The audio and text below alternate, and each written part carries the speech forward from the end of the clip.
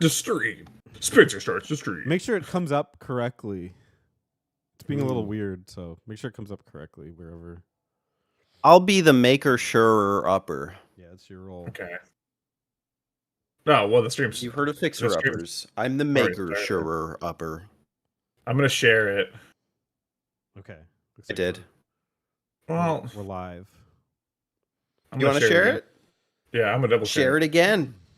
Double share. Alex, double share. Alex performing a task. Yeah, I did it, guys. I did it. Can we get a triple share? I shared my stream. I'll share. I'm streaming with my friends. I put it in Brian's. See what kind of garbage we Better than sleeping with your friends. Well, depends on who it is. Depends on which one. Yeah. Spencer. Let's see. Would you rather stream with your lovely lady friends or sleep with your lovely lady friends? Chat, we'll ask you that later. Okay, welcome everybody to a Game Talk Live. This is our first ever Game Talk Live, the sequel to the famous Game Talk series pioneered here on the Button Mappers. Some might call it a Game Talk 2. We call it a Game Talk Live. It makes more sense. This theme for the Game Talk Live is treasure, something you can treasure for the rest of your life if the stream goes well.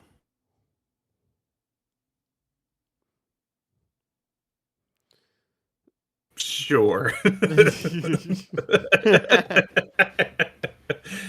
Nice long pause there. So we just want to chill for a second. Make sure to subscribe. Wait for the chat. Make sure to subscribe if you want to chill for a second or two or 10,000 because we've got content for days. Okay, yeah, we can chill for a bit. We're going to wait for some people to pool in here and just kind of, shoot some shit. Duck hunt style. I'm going to put an emoji in the chat. Okay. Just to confirm. I'll be watching for it. I got the chat pulled up here. Nice. It's a good emoji. That looks like you. Nice. Oh, it's DZ. Hey, we got D. We got D. DZD. Who's actually DZD on this month. Yeah, he was on last week. I'm gonna DZD. I'll give DZD this emoji. Yeah, Retro Gamer plays YouTube. To Retro Gamer plays YouTube. I don't want to give him that one. I'll give him this one. I'll give him. I'll give him that. Congratulations on 200 subscribers. Thank you, Retro. Yeah, we're at 206. 260 subscribers. Ooh. 260 and 200 sexy. Did you know what you subscribed for? Well, here you go. Go. That's an interesting question to ask if we have them all like in the live thing. Is like, what video did you watch? Yeah. Did you subscribe? We're using. Can you answer that for like other channels? Purely analytical. I feel like if it's been too long, I can't remember. Well, we could just be like, what was the first big thing you remember? Yeah. First momentous moment in your life. DZ's like, oh, because Alex told me to subscribe. I mean, he would have been part of the channel because of me. Been on the channel because of me. Mm-hmm. I can't say what episode he's watched though. So that's true. He watches all of them. He's highly dedicated. As most people are. Our biggest fan. He watches them twice. Oh shit. Well, there you go. Right. It's next level. Can I bring up the chat and also still see your lovely faces? That's a question for you. You have a phone that has YouTube? I don't want to get my freaking phone out. Hold on. I'm going to get a little window from the window to the wall. There we go. My little window to the wall. My little window. There you go. My little window. I'll keep you my dirty little window. Dirty little window. That is All American Rejects. American Windows. All American Windows. The button Is that- mapper's now on Windows. We're Damn live right, on 200 Windows. sexy. Mhm. Let's freaking go. Yeah. What's our goal for the end of the year? 300? 400? 300 sexy subscribers. 500. 500? 500. Which, Um, if we're Oh, for the end of the year? if we're if we're calculating that based off of current metrics, I think we're going to come up just a hair short. Just a little. We just need one good one, Spencer. That's all we need. One really good one. Yeah.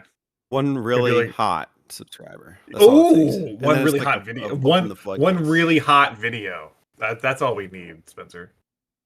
Mm, Can you do like a little strip tease or something for one of the map outs? okay. Wow, that ain't like much No convincing. reveal. Yeah, you think it'd be harder to get. Me to do yeah, that. I thought it'd take longer. Like, All no, right. you know, I got morals, I got values, I got, yeah. You can give him a toe. Just Yeah, saying. dude. Give him a toe. You want to see a toe? Which toe do you think's the hottest? Right now, for the early viewers, early viewer gets the toe. Well, to be honest, Oh. like I actually have terrifying toes. Ooh, that's even to That's a some people. thumbnail. Hey, Bio. Oh, Bio's Hello. here. Bio, you're just in time for Spencer's toes. Bio Phoenix is here. What's up, Bio? So I'll give Bio I have a level of neuroticism to me, and when I was younger, I would like with my own nails clip my toenails, and with my big toes, I would cut them way too short, and I got a lot of ingrown toenails. I've literally had like probably 10 ingrown toenails in my life. Hmm. And so the doctors, what they would do is they would, stick me with pain meds, and then with numbing agent, not really pain med, numbing agents, and then they would slice off like the edge of my toenails, so that they were now like Okay. my toenails were now more narrow. But I've done it like 10 times, so my toenails are actually like really narrow, like weirdly so. So my toes are kind of weird to look at if you look closely. Brian's here. There's a market for that. Yeah, there's probably a market. You're right. What's up, Brian? Hey, Have you accepted we're the talking fact about that Spencer's toenails? Brian, have you accepted the fact that Chunky Kong is canonically dead? And conomically. He died in a Konami game. Yeah. I have a fucked up toenail, like my right big toe. I was carrying a mirror one time while I was moving, and the glass slid out of the frame, and it just smashed my toe. Ugh. And where Mhm. where it landed, it was like on the base of my toenail. So like what happened is it broke the bone right down the middle, and then it also was on that base. So they had to remove the toenail, and then I had to wrap it and let it heal and stuff. And then it grew back, but it grew back like slightly wrong, so it looks disgusting now. But like if I want to Damn. get it reset, I would have to get it removed again, and I'm like, I'm not doing that. I'm just gonna have a funky looking toenail. Brutal. What conversation did I drop into? Toe one about talk. toes. Toe talk. Teddy, Toe you have reasure. Teddy, we share toe Yes. stories. Do you have a toe story? I do actually from last year. So I was running barefoot in the backyard at a family party against the kids, trying to race them, and they were fast, which shocked me. So I was really trying, but I was barefoot, and just on the last lap, my toe folded in on itself, the big toe, and so I sprained it and was walking for weeks. And I was so annoyed that that happened. I was like, I'm just gonna keep my shoes on next time I try and do something like that. Yeah. And that actually was part of my inspiration to just make sure I was taking better care of my body. And that's kind of what got me out of Planet Fitness and into a private gym working with a trainer. And since then, I'm injury free. Universal fitness. Going beyond the planets. Beyond the stars. Beyond the stuff. Solo fitness. I am a star. I think The funniest part of my story is that when I dropped that mirror on my toe, my uncle was helping me move. I had like my uncle and a couple friends, and I dropped it on my toe, and I immediately like went to go check out my foot. So like I had it in like the bathtub, and it was bleeding out. And I was like, "Ooh, this is a lot of blood." So my friend came in to check on me. He was like, "Hey, man, you all right?" And I was like, "No, I'm pretty sure I'm just like broken or something." And so then he goes back outside, and my uncle's like, "Is he okay?" And then he goes, "Yeah, he really hurt his toe." And then my uncle goes, "All right, tell him I'll see him later." And he just leaves. And he just. And then later on, I found out that he had like no clue how bad I actually hurt my toe. He just thought like I just like ow my toe, you know. Like, I Dude, there's love that always story. somebody who tries to convince you didn't actually hurt yourself that bad. Like I was in Oh, 7th yeah. grade and I fell on a hurdle, and like the hurdle I landed on my arm under the hurdle, like straight fall. And I remember the health guy being like, "Oh no, it's just nothing." He drove me around in the golf cart, and I'd been writhing in pain for like an hour. And we get to the doctor, he says it's broken. I'm like, "Dude, you lying didn't help me here. I didn't like feel any better." The health guy. Yeah, like the It's health, the health health teacher, man. but he's also like that physical coordinator, I guess. Phys ed. yeah, the teacher that couldn't actually teach. My Like, name they is get Health Jim Man. at Health Man. Exactly, right. Didn't earn the moniker of maestro, you know. Dude, doctors do that shit too. My sister just went to the doctor recently. Of course, she has a lot of medical issues anyway, but she went to the doctor, and the doctor was, because like she was having pain in her back, and the doctor was like, told her like, you need to stop having to do so many CT scans when you come in here. And then he was like, I'm not giving you any pain medicine, blah blah blah. And then like she finally got him to do a CT, and she fractured her spine. Hell yeah. And he felt like an asshole after that because you're like, why the fuck would you treat a patient like that, you know? Like, I hate doctors. Oh gosh. Like, And your imagine only if thing you can do is switch doctors. That's it. Yeah, And yeah, then like- to what? To another doctor just Yeah. like that. It's just a service industry, man. Like, doctors don't deserve that much. Life is full of shitty doctors. You're lucky to find a good one, and when you do, you gotta stick with them. It's like if you go to a mechanic Speaking and of, you're like, man, I got a flat tire. And he's like, no, you don't. $400. Dude, What? oh my gosh, yeah, I'm done going to my dealership. They will tell me I need 100 million things, and then I take it to the guy that specializes like in tires. He's like, "No, you don't need to rotate your tires." It doesn't make sense. And meanwhile, I still see my Carfax like, "You're overdue for a tire rotation." I'm like, the tire people are literally telling me 2 times now not to rotate the tires. My tires So rotate. I'm just done. I can't trust them. They told me my When I- brakes were screwed, and that if you drive, you're screwed. And this was like 4 or 5 months ago, and they were going to charge me like $1,000 to like change to like fix the brake pads. I have not heard them squeaking in months. Jeez. That's a crooked industry. Who's more crooked, doctors or mechanics? Let us know in the comments or in Ooh, the chat. that's a good one. I don't know much about mechanics, honestly, because my dad's a mechanic, so I'd get all that shit done for free. So, I'm just like, Dad, I need the alternator put on my car. He's like, all right, I'll do this Friday. Nice. Cool. You're blessed. We Dude, got that would be 5 the ultimate viewers. parent combo. Mechanic dad Doctor- and Dr. Mom. Dr. Mom. Mechanic Dad and Dr. Mom. And I'm college dropout son. You're in the middle. You you diagnose cars for illness. Yeah, Car has COVID on the I handle. got a fucking stethoscope and I'm putting it on the hood of a car. Yeah. Rev the engine. Yep, clear. Nice. Well, we Well, got Spencer, can you go ahead and segue us into what we're here to do today? Yeah. Well, as the name implies, we're here to talk games, specifically, hopefully, Treasure games.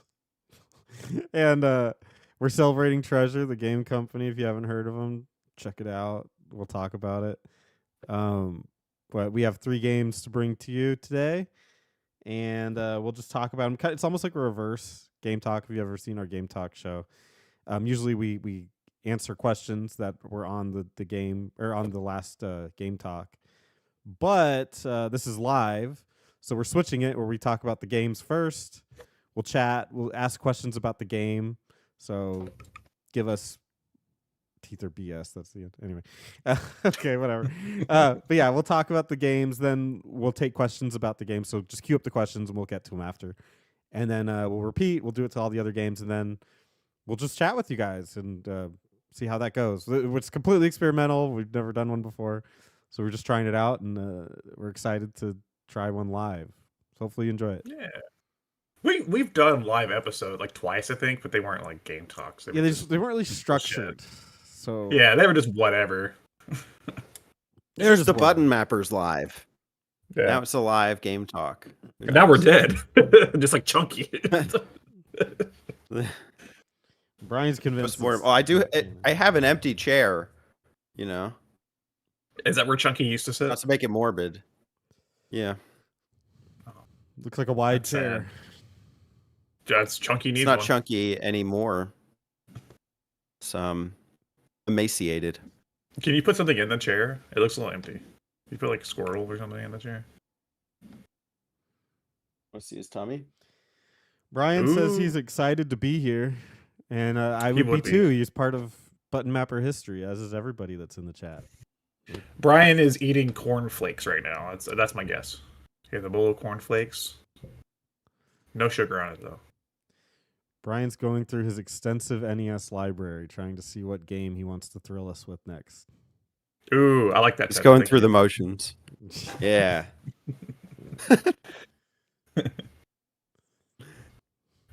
Okay, well, with that being said, would anyone like to go first? I'll go first. Okay. Excellent. Alex, what treasure game will you bestow upon us today? So what is treasure? I'm just kidding. I don't know what video you did that in, Teddy, but I just can't stop thinking about this. So what is treasure? No. So today I played a game for Treasure Wary. And I actually did a treasure. Brian says not cornflakes. For a second I thought it said hot cornflakes. The Honey Nut Turbo. Wow. That's delicious. All right. I played a game for the Sega Genesis, of which Treasure developed quite a few games for the console. But this game in particular is interesting because it didn't actually get a release over here physically. It was a digital game over here. That's weird. I'm talking about Alien Soldier, one of the hardest goddamn games I have ever played. Alien Soldier is a run and gun action game with 25 levels. And when I say 25 levels, I say that in quotations because really it's like 25 boss fights. It's basically a boss rush video game where you play as a bird-looking mutant soldier guy, and you get a choice between 4 weapons before you start. Like kind of like Gunstar Heroes, you have different like ammunition types, so you could pick a load of 4 of them, I think, out of 8. And then you can switch between all 4 freely as you play. And then each level, you'll basically fight a boss, and then you'll have like a little intermission where you fight some smaller enemies for a few minutes and get some health back, and then you'll fight another boss. So it's basically boss rush the game. The intermission parts aren't really full levels; they're pretty short. They're more meant to just kind of get your health back up if you lost some health during the last boss fight. And this game, like I alluded to, was not actually released here physically. It was in Japan and Europe, I believe, but here we got it on the Sega Channel cable service as a digital game, along with, I think, like Mega Man Wily Wars, and there's probably some other ones, but those are the 2 big ones that I know were on the Sega Channel. That, yeah, we didn't really see a full release of, and kind of sad that didn't happen because I have a fondness for this game now that I've actually put some time into it. I've tried this game before, and it always seemed a little overwhelming to me. And the controls can be a little funky at first, especially your character's movement, because along with just your standard running and jumping. You also have a dash move, which you have to push like down to jump to dash across the screen, and then you can also flip and like stick to the roof of the levels. So and that's all done with the jump button, so it's a little funky at first to get used to how the character actually maneuvers around. Um, and the first time I ever tried to play it, I didn't like the game because of that, because I just felt like I couldn't control my character that well. But after like actually sitting down and giving it a go, um, I found that the controls are more nuanced than I thought. To just take a minute to get used to. The key to the game, I think, is that if you're going to play this game, just know that dashing, you're basically invincible while you dash. So dash to get away from enemies all the damn time. Dash through the bosses. Dash to the other side of the screen. It'll help you in like a ton of the boss fights. And having the 4 different types of ammunition is also very cool for the boss fights, because it changes up your strategy each time. I found myself constantly having to change my strategy for each boss. The game's got some beautiful artwork. I think it's got some of the most striking pixel work for the Genesis itself. It's got really big looking sprites. The boss fights are very unique. There's like some really creative ones. One of my favorite ones was there's a robot horse with a dude riding it who shoots you with a machine gun. I was like, what the hell is this boss? And the horse is like running, and he like jumps over stuff and like goes under, and you have to like kind of watch the horse to know like when to dodge like oncoming obstacles and stuff. There's bosses that like transform mid boss fight. Yeah, very unique game. Very tough though. This game makes Contra look like a bitch because this game's so fucking hard. I tried not to do this for most of the game, but I wanted to experience it, so I did use like some save states and stuff while playing, just because I wanted to see my way through the game to actually be able to talk about it instead of just talking about like the first 3 fights. Because there's 26 boss fights total, and God, are they hard. So that's my only complaint about the game, really, is that I think it's a little long in the tooth when it comes to the boss fights. There was a point to where I run stage 20. There was a point to where I fought a boss that had 4 different phases, and I was like, this is surely the last fight, right? And no, I kept going. I had 6 more boss fights. And it was like, by the end of it, I was like, Jesus! I was like, just let it end! And then finally, I fought the final boss, who's a giant robot lion, by the way. His name's Z Leo, and I fought him, and finally I was like, "Oh my god, yes!" like it was like almost like after every boss fight, I was like, "This one has to be the last one, right?" And it would just keep going. So that's the only complaint I have, is that like it's a bit of a gauntlet if you're really trying to go through it. And the game itself, if you're playing the original version, has no saves, so I couldn't imagine doing all 26 bosses in just one sitting. It's Jesus. But like you would have had to, right? Because you couldn't save the game. So cool game. Glad I played it. Don't know when the next time I will play it is, but I appreciate it now more than I did. So Okay, well, I'm looking at it here, and I'm getting a couple influences. One is the treasure game. I mean, Gunstar Heroes just kind of comes to mind immediately, because thinking about like multiple weapons, like that seems like something that they would have pulled from that. But also a weird one that I'm getting is Super Star Wars. I'm kind of getting some of those vibes from it, which is a compliment. I love those games. But yeah, I love the idea of cutting through the bullshit on these games and getting straight to the boss fights. It's just like, why not? Like those are the parts that everyone remembers anyway. So let's just make a bunch of boss fights. It reminded me of Cuphead, because I'm a big fan of Cuphead, and that's basically all that game is. There's like a few running gunning stages, but basically that game is just boss fight the video game. Mm-hmm. So I was like, damn. I knew they took inspiration from a Gunstar, but I'm curious to see if they took inspiration from this game as well. Yeah, well, when I played Cuphead, there were levels and everything, but the boss fights are just so memorable, and there's so many of them that it's just like, you're not going to remember the level. You're going to remember the boss fight. Mm-hmm. Mm-hmm. But yeah, it's got some really cool looking bosses. Like I said, there's some really creative designs. I think here some real freaks too.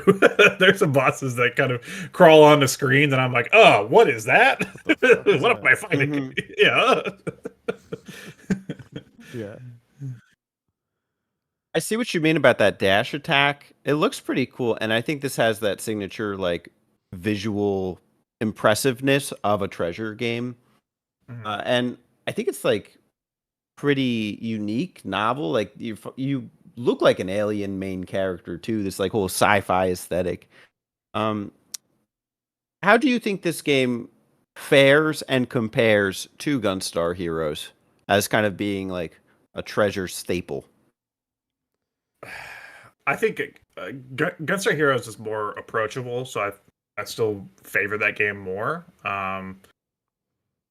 But I think this game is impressive, even just on a visual level. I think it's impressive for the Genesis. But I mean, the gameplay is really good. Like I said, the first time I played it, I didn't fully understand the mechanics the first time I played it, so I just kind of tried a few times and died to the first boss, and I was like, okay, this game sucks. And then actually sitting down and learning the mechanics, I think it is unique, and it kind of sucks you into the action with after you get used to how the game itself plays, which is just, I think a staple of Treasure is that like once you actually learn how the mechanics of the game works, in most of their games, you're able to get sucked into the action that way, and it's just a nonstop thrill ride. I think there's just a little too much thrill in this game, though, because it just never fucking ends. It looks more approachable than say like Dynamite Heady, though. I think Dynamite Heady was too much. Dynamite Heady, I think, is easier, but it's just like a lot to read. You know, this game I think is more readable, but it's hard. it's way harder. You know. It was good though. Well, thank you, Alex. Yeah, it was cool. Second game I've played from the Sega channel. I wonder what other games. Let me look at the Sega channel thing, because I played this and the Wily Wars. The While Wily you Wars. do, viewers in the chat, we're gonna read some of your comments about Alien Soldier. I almost made that mistake too, but I have Alien Storm, Alien Soldier. I'm looking up gameplay. I realized I look up the wrong one. I always get these two confused, especially because like on the Genesis collection, they're right next to each other. I'm like, wait, which one is Treasures? But go ahead and you can leave a question if you'd like. The other one, I should have known this. The other one was Pulse Man, Teddy. It was Game Freak. Oh yeah. Yeah. Yeah.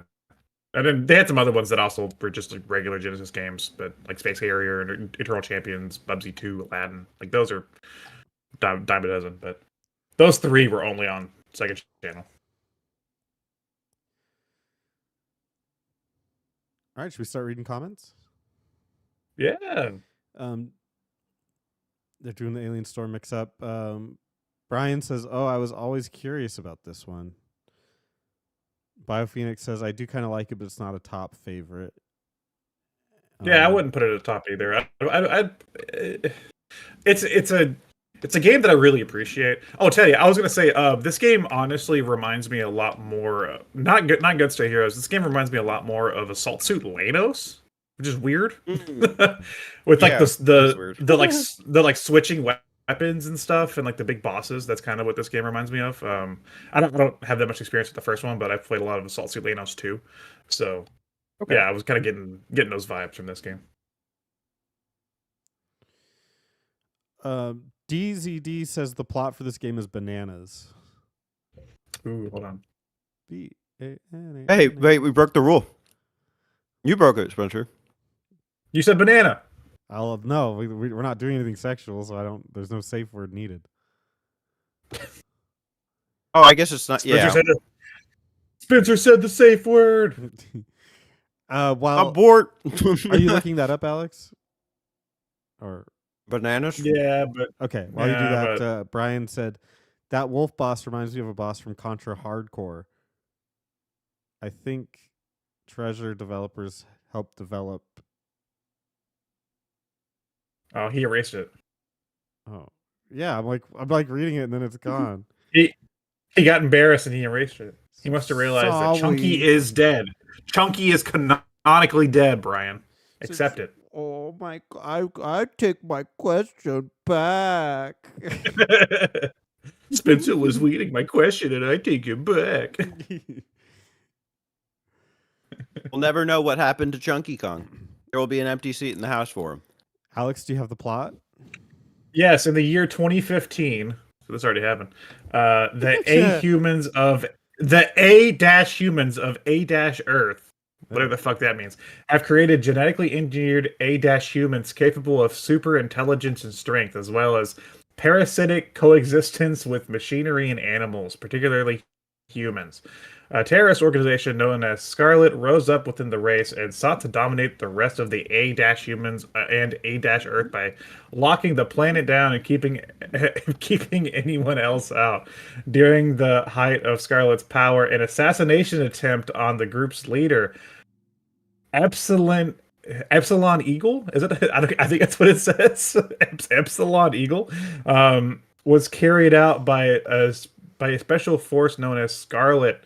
Special Forces Group. Scarlet fought back with their powers, and the battle somehow breached the time-space continuum. Epsilon was gravely injured and cast somewhere into the continuum. And then it keeps going. There was a text scroll. Yeah, dude, there was a text scroll at the beginning of the game, and I was trying to read it, and then like halfway through the text scroll. Yeah, like you ever play a game like that where they just start giving you too much information? It was like halfway through the text. Yeah, halfway through the text scroll, I was like, "All right, I'm just gonna push start." Dude, this is a Sega Genesis game. What are we doing here? Yeah. I'm looking for action. You know? Yeah. I was like, I don't give a shit about this. I remember my first time having that revelation was playing Final Fantasy Type 0, I think it was called, or Type something. Yeah, Type O. PS4. I think it was a remake from another game or from another thing. But yeah, it was a PSP game. Yeah. And I just remember them telling me like the different, like 3 different warring factions and their names and why they were battling and this whole thing. And it was like 15 minutes in, and I was like, "What the fuck is this? Like, why?" I thought I was just playing a bunch of characters and like shooting shit. Like, why are they doing this to me? And it was just so weird. Like, games take themselves so Final Fantasy seriously. Those later ones are cursed with that problem, because I had that problem with both Type 0 and 13. Oh Lord. Well, 13 has many problems, but that is one of them. Yeah. One of many, yes, but it is a problem. Yeah. I feel 13. Like that's like the least of 13's problems, but you're right. It is a problem. 15 had it too. 15, I was literally falling asleep in the build up to just playing the game. I've tried to play that game like 3 times, and every time I'm like putting the controller down. Like, I do not fucking care. Like, I think that game has like an enticing intro. It's like, oh, okay, we're doing like a road trip thing. All right.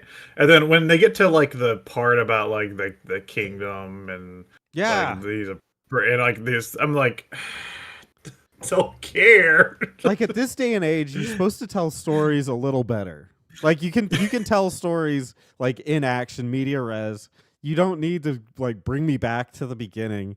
You can just like dole out the information slowly and let me experience it. Like this is ridiculous. They were like, it's so interesting. They made an entire movie about it. Remember that? They had like a 15 Kings, I think it was Kingsslave or something like that. It was like movie. It's not that good. I don't need to see it to know it's not that good. Yeah, I tried watching that shit and I was like, this is fucking boring. Yeah. Yeah, fuck that. They can never seem to get it right for Final Fantasy though. Oh, Wild Terry's entered the chat. Oh no, Terry, you missed Alien Storm. I'm sorry, Alien Soldier. See, even I did it. Alien Soldier. He's able to see the game. The gameplay is still going here. Okay. Type 0 is not great. Type 0 sucks. Yeah, you're right. The DZ says they put the plot of an entire anime manga series in a single Genesis game. Basically. That's so funny. Like, I'm okay with convoluted plots as long as they don't take up stuff too seriously. Like, I don't think this one did, but it's just like that's the opening scroll. They were just feeding me so like the opening scroll felt like they were, you know, and it was like stop feeding me so much information.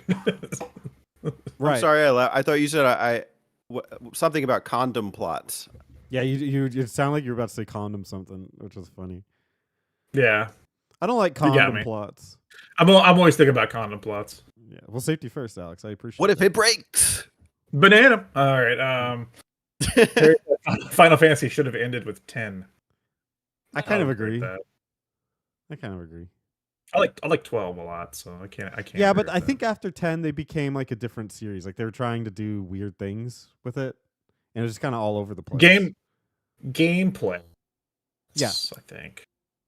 I think 10 still has an awful story too. So. Oh well, if we want to get in the stories of Final Fantasy, they're all pretty much not great.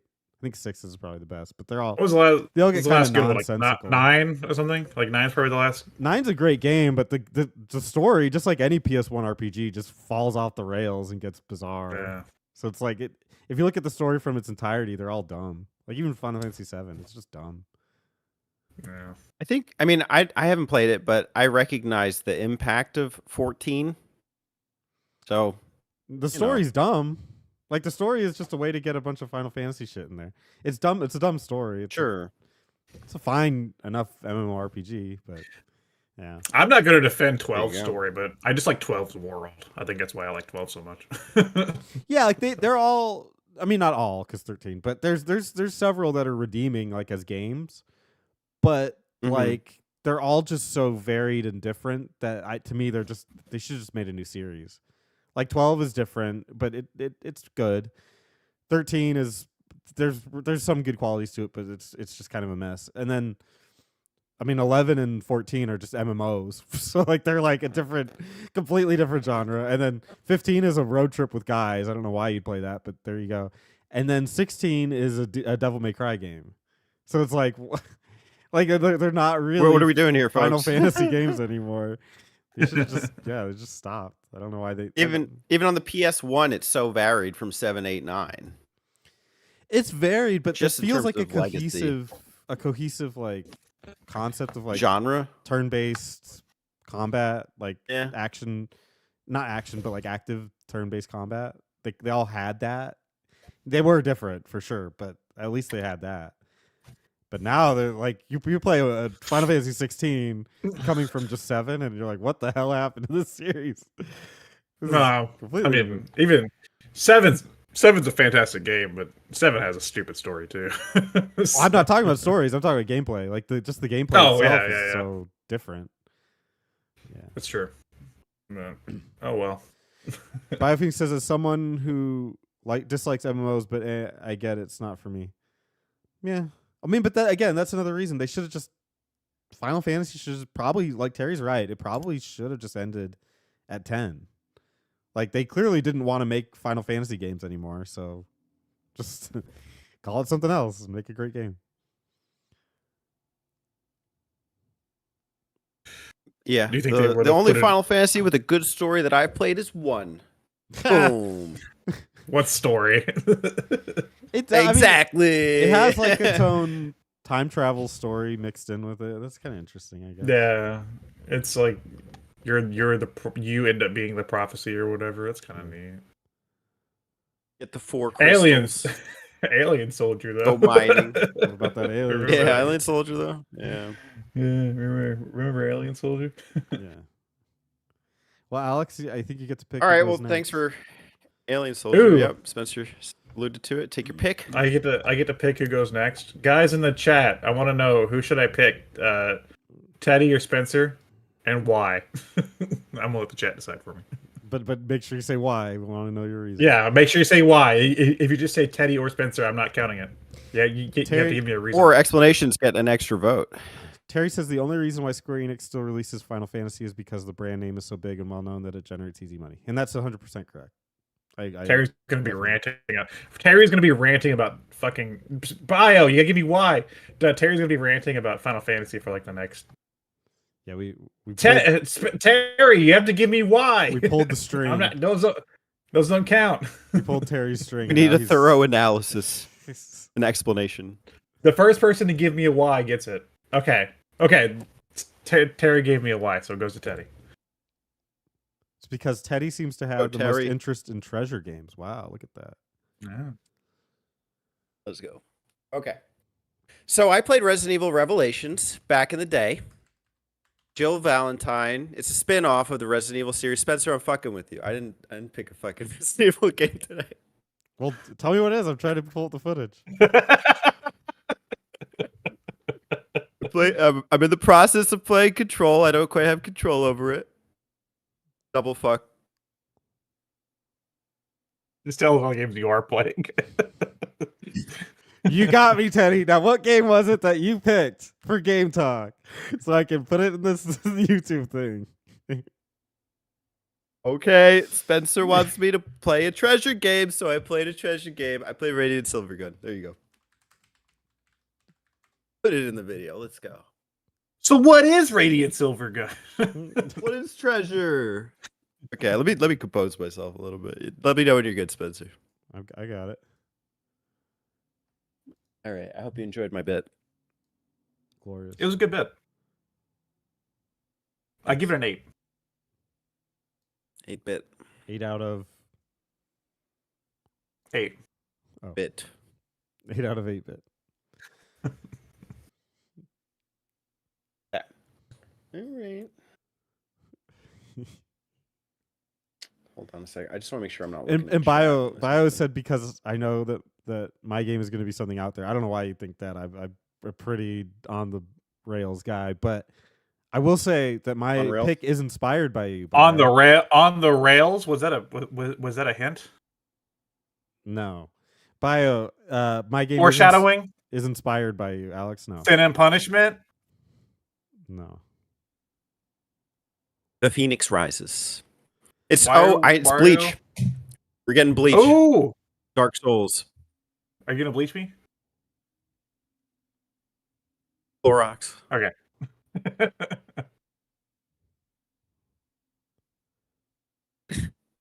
Spencer's like, any day now, Teddy. Yeah, feel free. Feel free to. I'm not supposed to read the comments. We're doing that after, so it's like, can we go? Let's just enjoy this for a moment. Okay. I got the gameplay. So many have called God damn it, Spencer. He was ready, Spencer. He was ready. All right, I'm ready. Okay, Spencer. Triple fuck you. No, I'm joking. Ikaruga is considered by many to be a masterpiece in the spaceship shooter genre. But did you know it has an older brother? Radiant Silvergun is Ikaruga's masterpiece's master. It is a master of the masterpiece. A shooter fan shooter. It's the earlier game, its predecessor that came out in 1998 with a lot of similar ideas, but even expanded on. And it really is a fascinating spaceship shooter to talk about, and I'm here to tell you why. Subscribe if you like treasure and spaceship shooter games. So I first got Radiant Silvergun on the Xbox Series S when it was being given away by Xbox Gold. It was by recommendation of Alex of TurboZone. Thank you, Alex. I've come to play and enjoy it today. Hi.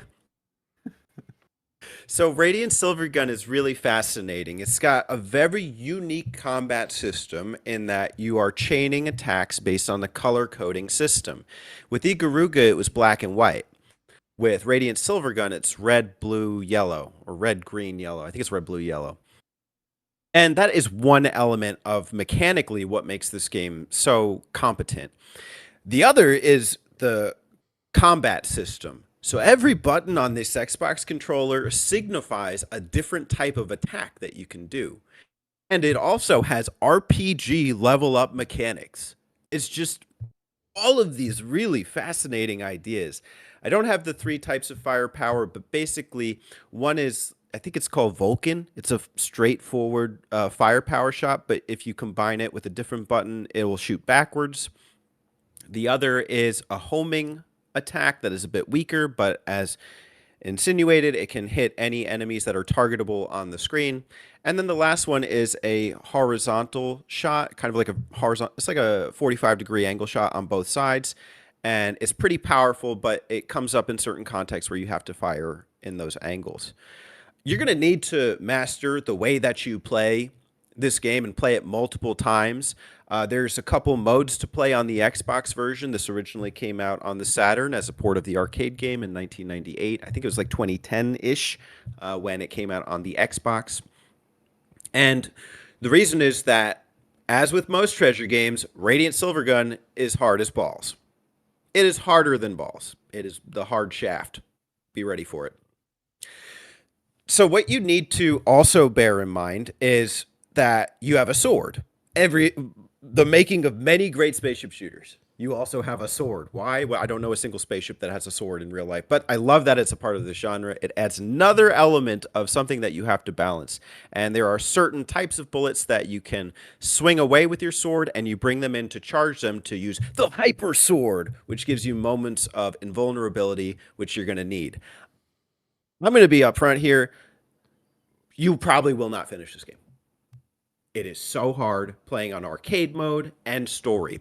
It's almost unfair. Story mode gives you 1 credit and up to 5 lives. And arcade mode, I have 4 credits right now that I can use on any playthrough.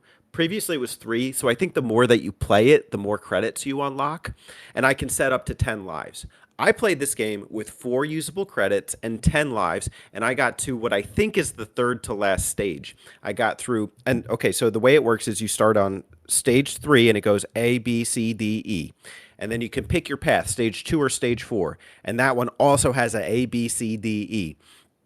It's almost boss rush-ish. However, there are segments leading up to the boss rush where you can build your chain, and the chain is helpful for building up your high score and earning extra lives. You can get it every 1,000,000 points. And then also, when I'm playing on the Xbox version, you can choose your chaining style. If you'd rather chain it in the style of Radiant Silvergun, where you need to only attack enemies of the same color in order to keep building the chain. Super difficult. I don't recommend it. Pick Ikaruga style, because that one, as long as you are maintaining chains of 3, whatever they are, red, blue, yellow, or Merry, that's another cool one, you can continue building the chain. The Merry chain is, I guess it's like Merry Christmas, like, you know, like you've got one of each color. And then there are also secret enemies on the screen too. So just when you play this game, buckle in.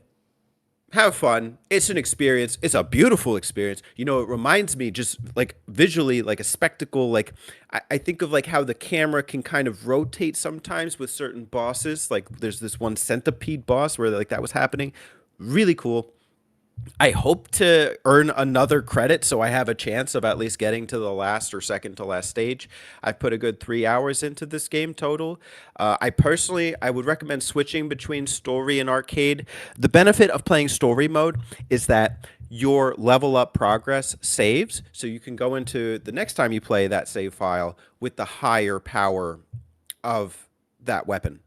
However, you still only have the 1 credit. So I really don't see you clearing either the 12 or 17 stages, whatever it is, on 1 credit.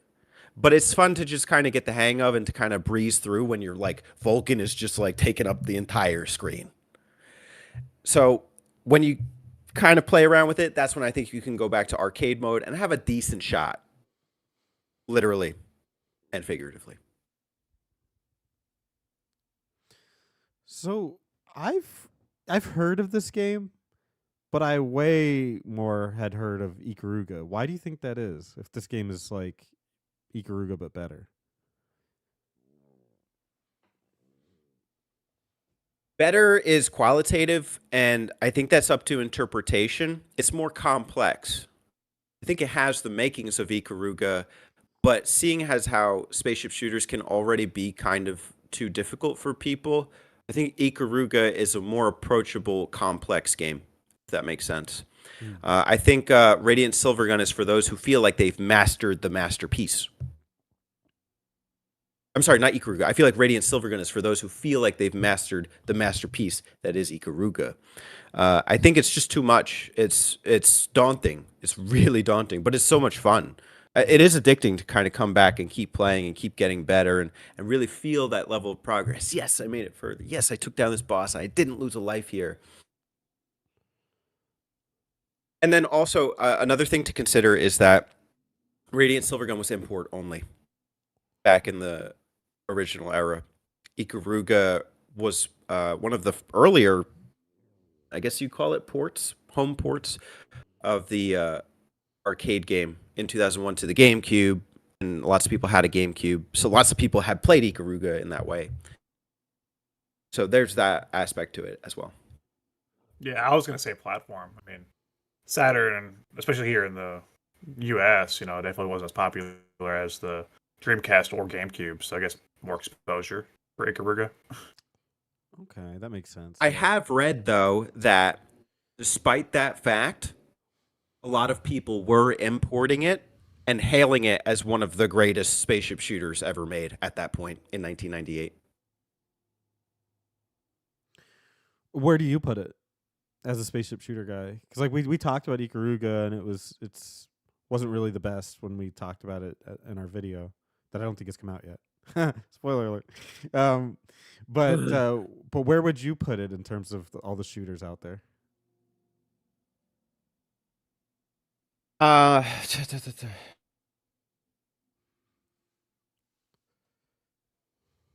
See, it's just hard to answer that because I'm answering from my personal perspective and not kind of like the broader perspective. And by the way, if you want to hear the full opinions, stay tuned. Stay tuned. Wait for that episode to drop, and then you can kind of reserve judgment. With Radiant Silvergun, the pros that I give it is it's like so impressive. It's so grand. When I'm listening to the music, it reminds me of like a blend between Fire Emblem and Star Fox music, if that's even possible. And then it has like the visual presentation of, let's say, like a Ray Storm, where it feels like you're kind of like seeing multiple perspectives on the game. I love this era of spaceship shooters, like I think it's sixth generation. Is that N64, Saturn, PS1, or fifth generation? When it really feels like they're testing the waters with 3D. Even when you see treasure games on the Genesis, like they're just so beautiful, and kind of stand apart from other Genesis games at the time. So for that aspect, I mean, I think it's really up there, and it does put it above a lot of like Genesis era spaceship shooters for me. For that reason, I think it just really suffers in approachability because I have this game set on very easy and I'm playing with 50 lives and I'm still dying at the presumably second or third to last stage. And these bosses, even on very easy, are bullet sponges. So I almost feel like it's unfair. I couldn't conceivably call it the best spaceship shooter. Okay. Like maybe it's just a balancing issue that's holding it back from being considered one of the greats. Yeah, from what I've read, this game was play tested by people who were already proficient as spaceship shooters. So the level of attainability of seeing this game through it just feels like it was designed for the best of the best. And well, I'd love to say I could reach that status. I don't know. I don't know if it's possible. Yeah, I haven't. I think it's great though. I haven't put too much time into this one. I need to though, because I really like Ikaruga. So I need to. I feel like I owe it to myself to play this one, and it's one of those games that like you said, the Xbox gave away the 360 version one time, and I was like, cool, I'll put it in my library. And then I just never played it. Like, yeah, I'll get to it. No, I never did. But I mean, I've just the legacy of this game alone is always like, I've always thought maybe it's like known as one of the greatest shooters of all time, because you always hear about it, especially within the, I want to say circle that I'm in because I'm not in a circle, but like within like the stuff that I watch where like, I'm into Saturn collecting, it's like people won't shut the fuck up about it whenever it comes to like Sega Saturn games. So. Yeah, it dominates that market, the Sega Saturn import collectors market, people saying like you need Radiant Silvergun. Yeah, I feel like I hear that as well.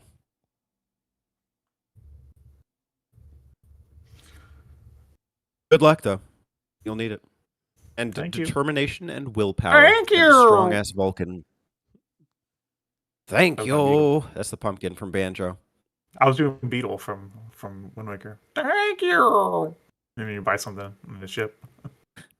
Doesn't the pumpkin go "thank you" or something? Yeah, thank you. But yeah, but it sounds like he says "fuck you." It's not the pumpkin, it's the pot. Whenever you like throw the eggs in the pot, right? He goes "fuck." Oh, it is, yeah. you." Pumpkin in the pot. Pumpkin in the pot. You want to open up the chat? Yeah, let's take a Let's look. go. What up, chat? We got Spence. Well, Retro Gamer YouTube says, so what do you guys think of Final Fantasy and Kingdom Hearts? I'm not going to answer that. It's a. I will. Okay, go ahead. I like them both. There you go. Okay.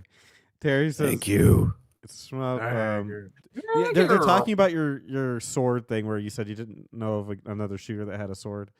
Terry and I BioX, didn't say that. What did you say? I said that is like the making of a great spaceship shooter, or most of them is like it has a sword. A sword. I don't. What I said is I don't know why they do that because like what spaceship in real life has like Oh, okay. a sword on the side? That doesn't make sense. Yeah. Misheard you. Anyway, so they're saying Lords of Thunder has a sword.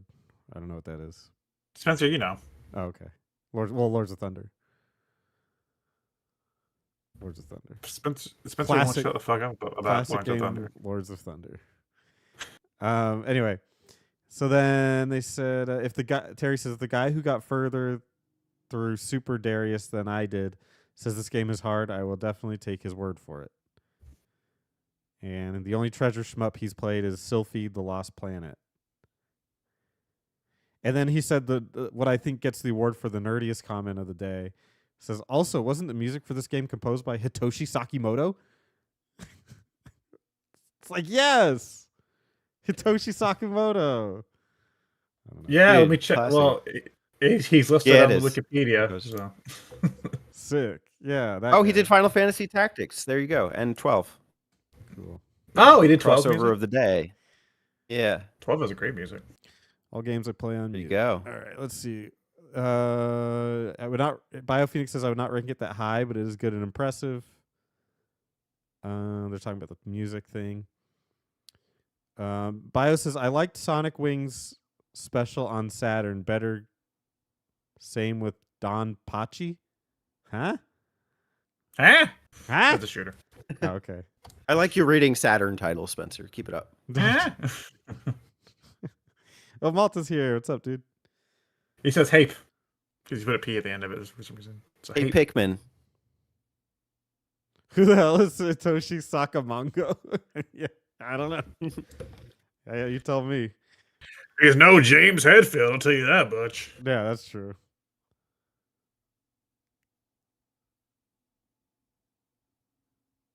All right. DZD says I've heard of this game but never played it. My recommendation is really play Ikaruga first, and if you like it and you want more, play Radiant Silvergun. Okay, that sounds fair. What's So, Alex, I think it's perfect for you. Oh, thank you. And, yeah, no, I need to play it. It's just one of those that like I just haven't. I don't really think of like it was just weird because I have quite a bit of them on my Xbox, but like when I think of like shooters, I never think of my Xbox. So I always forget that I own it. Yeah, I just forget that I own it too. Do you own it? I don't think so. I mean, if I did, I forgot. It was on gold. They did something weird with all the like they stopped doing it now, but like whenever they had like 360 games on gold, like they just let you keep those. So like I have a bunch of 360 games that like I just own now because they're just like yeah whatever, here you go. Yeah. The only one I got that I can't play now for some reason is the Star Wars Pod Racer. Weird. Oh, weird. Yeah. It's a good game. You're talking about the Star Wars Pod Racer, not Super Bombad Racing, right? Yeah, we're talking about episode Yes. 1 Racer. Episode 1. Well, Teddy, I think you get to pick who's next, and you only have one choice. So Well, Spencer, excited to see the treasure game of choice. I know you love this company. You've come to know and love them this month. My favorite. So please unveil to us what treasure game will you talk about for Game Talk Live Treasure Edition. All right. Well, Treasure has like a long history of great games, and I decided to pick what I thought would be the pinnacle of it. I played Bleach Dark Souls. It's the DS fighting game that everyone wanted. It's like a combination of a fighting game and a card game. Now, I will put this out there. I know absolutely nothing about Bleach. I've never seen an I was episode about of it. to. I was about to ask you that if you've ever seen Bleach. But you know a lot about Dark Souls, so you're the I perfect do. man for the job. I figured this would be. I'll do the Dark Souls part of it. This will be fun. I had friends that watched Bleach, like when I was like just out of high school. They were big into Bleach. I never saw an episode of it. I didn't like it. I personally think anime's for pedophiles. I don't like anime at all. I think it's terrible and degrading. But I decided to play Bleach Dark Souls. What you're seeing now is actual footage of me playing it. And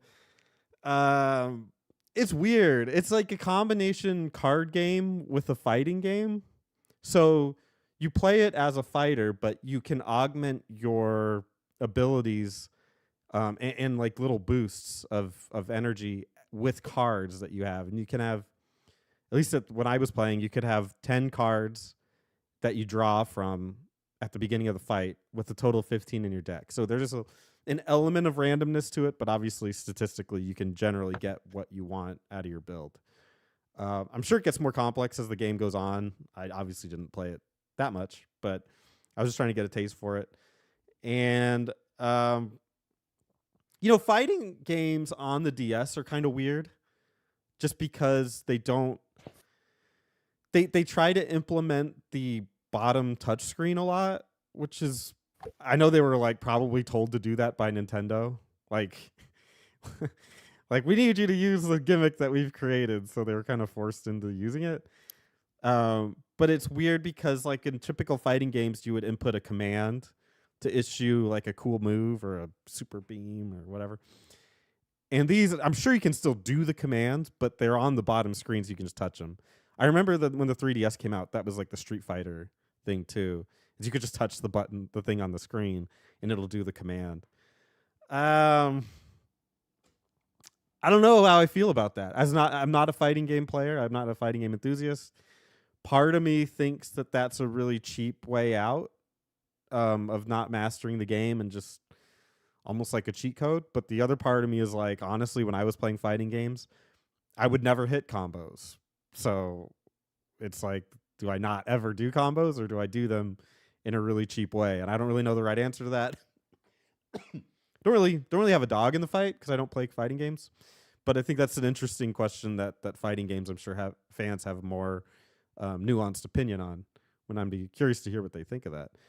The game itself like follows a story mode. You'll see in here that there's me like traveling from point to point and engaging in a lot more dialogue than I was expecting for a fighting game. But obviously, if it's based on the anime, they're trying to give people bits of the show and the flavor from the show that they would want. So I get it. I understand.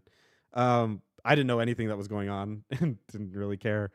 But maybe people that like the show would appreciate it more. So good for them. I was impressed by the level. It almost reminded me of the dialogue stuff. Almost reminded me of like Phoenix Wright or something. Although there wasn't much like control over the dialogue, but it just had that feel to it to me. And obviously Phoenix Wright has some anime influences, so kind of makes sense. It had a cool branching storyline, like branching path you could take. It wasn't just like a Mortal Kombat like fight the next guy on the list. It was pretty, and I mean classic. I'm sure Mortal Kombat's changed from now, but it was interesting. Like it had like locked paths that you could eventually unlock and based on things you're doing in different paths and go pick different ways throughout. And it seemed like the story would change depending on your actions, which is pretty neat for like a fighting game. I was impressed by the amount of story that they were able to try to like put into it with just like obviously a pretty basic story, obviously dictated by the fact that you're just going to win all the fights. So that part I'm a little bit confused on, because it's like, well, why aren't you just going to win the fights anyway? So what's the point? Like, it's not like a lose scenario versus a win one. So I don't know. That's neither here nor there, I suppose. But overall, I was impressed by what I saw. It graphically, I think it looks good. It's a fighting game with anime characters, so it's like almost like two hits right there that I would never play this like on my own. But I like to look at things objectively, and I think it solves for an anime game on a console. I wish it was not. I wish it was more like Dark Souls. That would be pretty cool. And I feel like the characters almost lend themselves to a more adventurous spirit, but they made a fighting game. Not my style. But interesting game. Not one I would pick up in general, but an interesting game. Yeah. This is a weird era of Treasure because, like, I think on the handhelds they're doing a bunch of these like fighting games. Like, I tried that Tiny Toons game, as maybe this would be the game. It was like a weird fighting game where you could put like Babs Bunny is like the main. I don't know if it's even Babs, like baby Babs, but she's like the main fighting character. I'm like, what am I doing here? Buster Douglas. Like, it's Treasures. Yeah, Buster Douglas. It's not my favorite. Like, it's not what I attribute to Treasure. It's like fighting games. Like, they did that with Guardian Heroes. I remember trying Guardian Heroes. I was like, man, this ain't it. They did Yu Yu Hakusho on the Genesis. They did a 64 Another fighting game too. Yeah. I forgot it was like something kids. It's like a Japanese one. So they have a little bit of a history with fighting games. I've only ever played like a couple fighting games on DS/3DS. My friend back in the day, I don't like Naruto, but my friend back in the day had liked Naruto, and he had like one of the, I don't know what it was called, but like the DS one that was a fighting game, and that was garbage. I tried playing it for like once, and I was like, hey, yeah, I'm not playing this. And then, but I was a kid, so we kind of like swapped games back and forth. I was like, ooh, what do you have? And I was like, ooh, gross. Naruto Ninja Council. That was a Game Boy Advance game. Terrible. And also, there's like a Dragon Ball game too. That was like a fighting game. Was there a Dragon Ball fighting one on DS? I think it was on GBA, but the point being, like, those anime fighting games at the time weren't it. Well, and then Spencer brought it up, but the Street Fighter, when I got which I have my 3DS right here, when I got my red 3DS when it launched, I got it with, my parents got me the Pac-Man and Galaga Dimensions collection and Street Fighter 4. And I was a huge Street Fighter fan, and I'd already played 4 previously, so going into it, I didn't really need the touchscreen that like launched the special moves.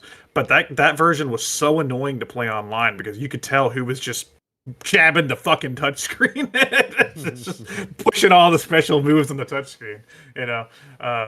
So like that kind of ruined some of that experience for me, because half the fun of a fighting game is playing other people. If you want to play online and they're just jabbing the special moves on a touchscreen, kind of ruins it. I am curious though, because I've only ever played 2. I am a fan of Bleach quite a bit. I have the show on Blu-ray actually, so I like Bleach. And I've only ever played 2 games. The Wii one was a fighting game. It was like a waggly one. I didn't really care for it. And I played Soul of Resurrection on PS3, which was more of a Dynasty Warriors type game. But I'm curious, because I've never seen this game, was it like a 2D fighter or like a 3D fighter? Like, could you move around in 3D space, or was it like locked to 2D, kind of like a Street Fighter? 2D. 2D, okay. Didn't know.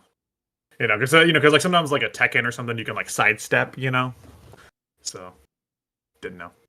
Yeah, and Beyond Oasis was like that too. You could jump in the foreground or the background or the midground. Yeah, Midgar. Midgar.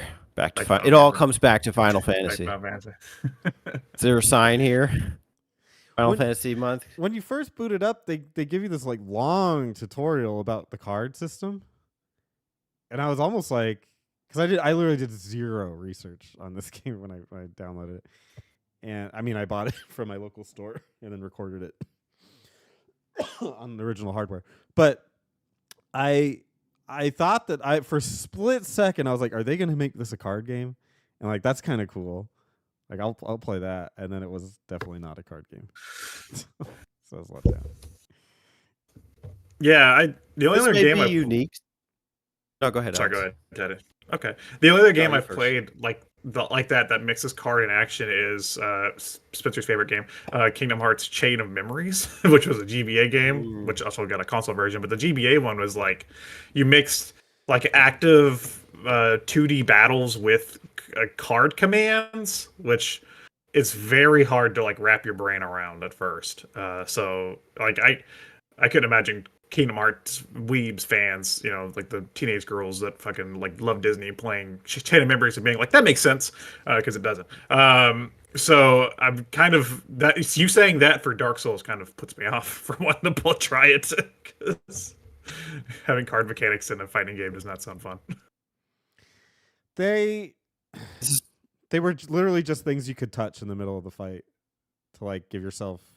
Like I'm looking at some right now: boost attack, lower attack. I guess to your enemy, like boost to your special. So there's like stat effects. Yeah, So basically. you didn't actually need them to fight, because Well, like in some of them were a little more active. Like I got one that was gives me invisibility, which is kind of weird. And just but yeah, they were just like things you would touch that would alter the gameplay a little bit. Daddy? I just like that in the clip on the video, you have the vector background, and then in our video we have a vector background. So we have like vector backgroundception. Yeah, remember Lazy. when I mentioned that before we started? Spencer's got one background and he's gonna fucking use it. Yeah, I said while we were setting up, I was like, the video I have as a background for my video is the same as the one I'm using for the game talk. Yeah, you're bringing back memories, Kingdom Hearts memories. See, have you caught it? Yeah, I did the chain not, of memories. It's not intended, but It was a that's chain how of it memories.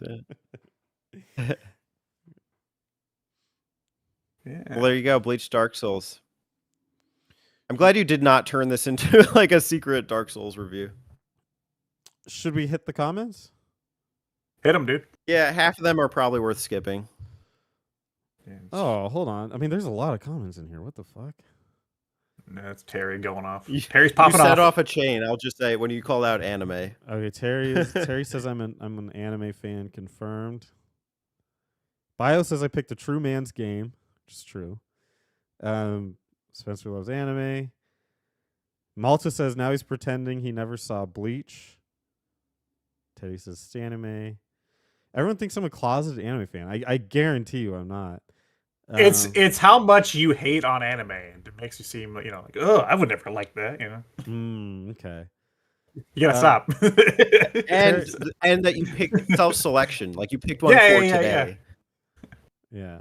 Terry says you personally think anime is for pedophiles, but you decided to pick an anime game. Very sus. Malta says no, anime isn't for pedos. Maybe having toys like plush is for pedos. What? All right. Anime. Oh my god. That's all they're gonna say is that I actually like anime. Closeted anime. He plays JRPGs This is what on you his did. channel, like Chrono Trigger, which has artwork from the late Akira Toriyama. Yeah. It's not an anime. Who was an anime artist? Oh, okay. Basically, Persona is basically an anime. I could see the argument for that. I think we should have a live remembrance service for Akira Toriyama, given the fact that Spencer and Teddy are huge fans of him. We kind of talk about it on Teddy's channel, Majority. We touch on it. We talked about it on an episode, didn't we? I think it's coming out later, though. We talked about it on a already recorded Mapper episode. Yeah. Strap in, Terry. Coming soon. Terry has a joke. And on my channel. Terry says Phoenix Wright games are all right. He spelled it with the. I think he misspelled it. Oh no. Yeah, I get it. You can spell it either way. Whoa! All or Shit, that was all. funny. Right. It's really good. You got me. Yeah. Terry says, leave it to Spencer to bring up all the anime games on Game Talk. A true anime fan. Come to think of it, Spencer knows more about anime than me. I'm gonna have to step up my game. I don't think so, Terry. I bet you watched every episode of what is it? The pirate show, One Piece. But you've seen every episode of One Piece. Spencer, good guy using them emus. I'm not using emulators. What are you talking about? That's definitely not my mouse over the bottom screen in the second He's half. playing on his DS Lite. Yep. One of my friends at IRL Bleach is sued good. the store he worked for because he got bleach in his eyes at work. I don't know why I read that. Dude, I got I drank bleach one time. I mean, I didn't like swallow it, but like I was opening the store I was working at, and it was like 7 in the morning, and I made a pot of coffee. And apparently, the kid that closed the night before didn't clean the like he put bleach in the thing to clean it out, but he didn't rinse it all the way. So I made this pot of coffee, poured myself a cup, took a drink, and immediately my brain was like, because like I immediately like ran over to the sink and like, bleh, and I like poured it out, and I was like, thank God we didn't serve that. But like it was like I couldn't tell you the taste because like my brain was just like an alarm was like, Yeah. like this isn't going your you know? So like, and I had like a headache the rest of the day too. So like I've officially had bleach in my mouth, like mixed with coffee. Aren't you But my supposed to- God, it was fucking awful. Aren't you supposed to drink bleach if you're like trying to beat a drug test? I heard. Is that like just a rumor, or is that true? You probably die. Let's not circulate that. I always heard people saying I got to drink bleach before my drug test. It's like, why don't you just not do drugs? Then you don't have to drink bleach. That's probably the better thing. Yeah. Gotta get it in. It's like, come on, guys. DZ said, I watched a little bit of Bleach back in high school. It aired on Toonami Adult Swim days. Never touched this game though. Looked like shovelware. Oh, come on. It's a I treasure can see classic. that. Yeah. All those anime games around that time. And Bio said, see, Seemed this like- is why it's good you picked this game. It brings out tons of comments. Who knows how to do it? Who knows what he's doing here? This guy.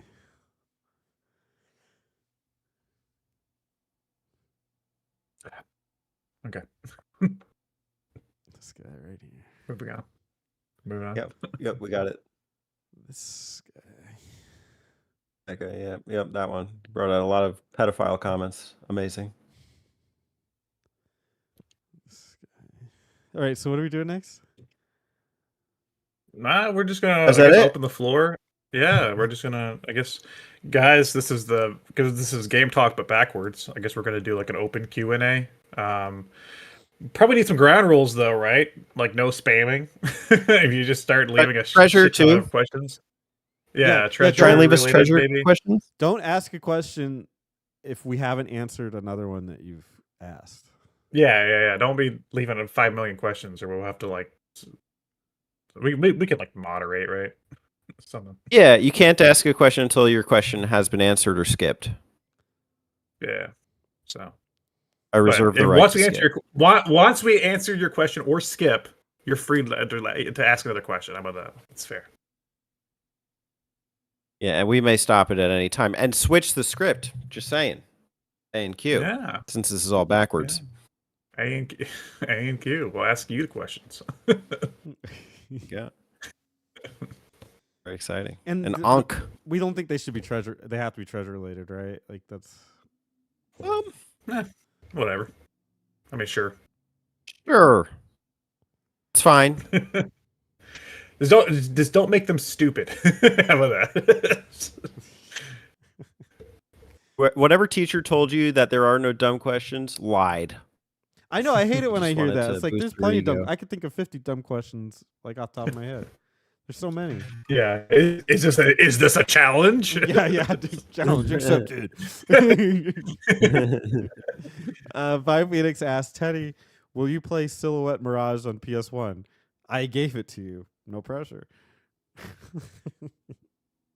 What is that? I'm feeling the pressure.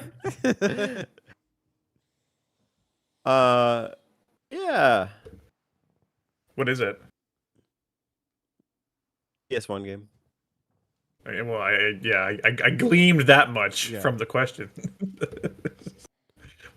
Silhouette Mirage. Well, I don't know how much I want to say, but I'm channeling my inner pirate, I guess.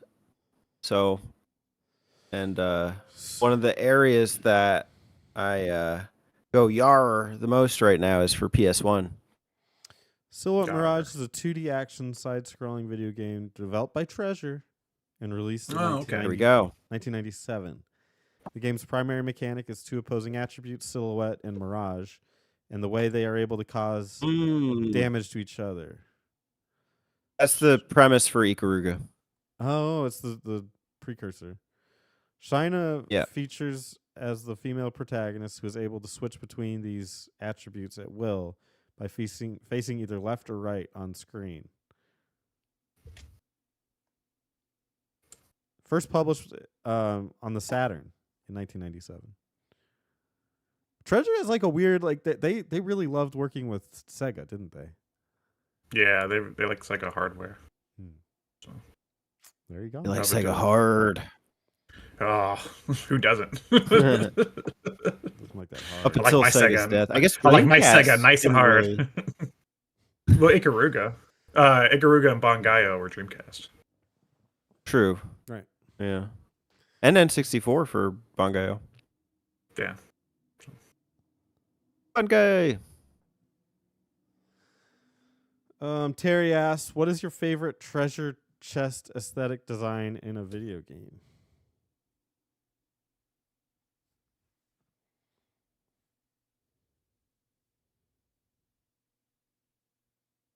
The one in Treasure Trove Cove and Banjo that like have the teeth and they go. Oh, you had to like jump in their mouth. Do the jump out? Classic. I like the ones from Elden Ring. Those are really cool. Some of them can actually transport you across the map, which is funny. I think when I first played the game and not having ever played a Dark Souls game really before then, I was transported across the map to like a really, really hard part, and I couldn't get back. It took me like 2 hours to like run from all the enemies and find the next like little lantern or whatever they are, torch, and yeah, it was just like a nightmare, like literally playing as a nightmare. But no, I always remember that now. So maybe the Elden Ring treasure chest.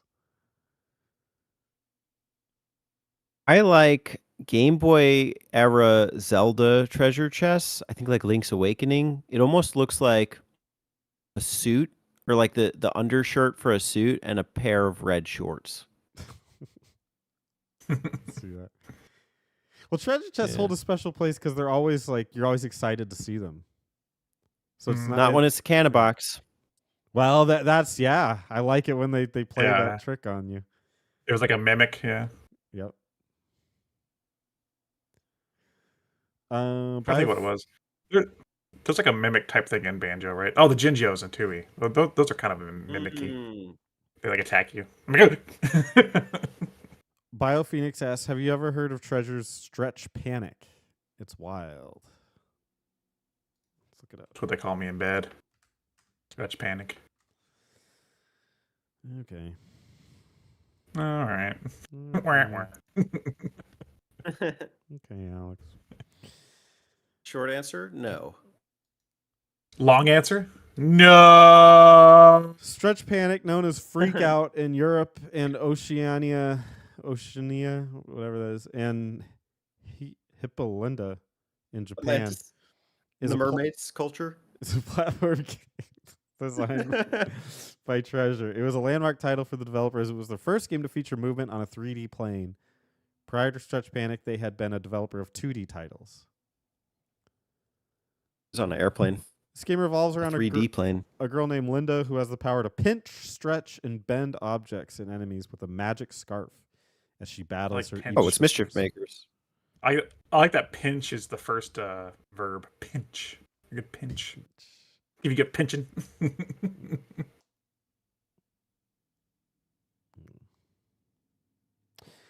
I'm guessing no for all of us, or at least haven't played it. No. Yeah. I've heard No. the name, but that's only browsing the Wikipedia, the treasure Wikipedia, being like, oh, that's a game.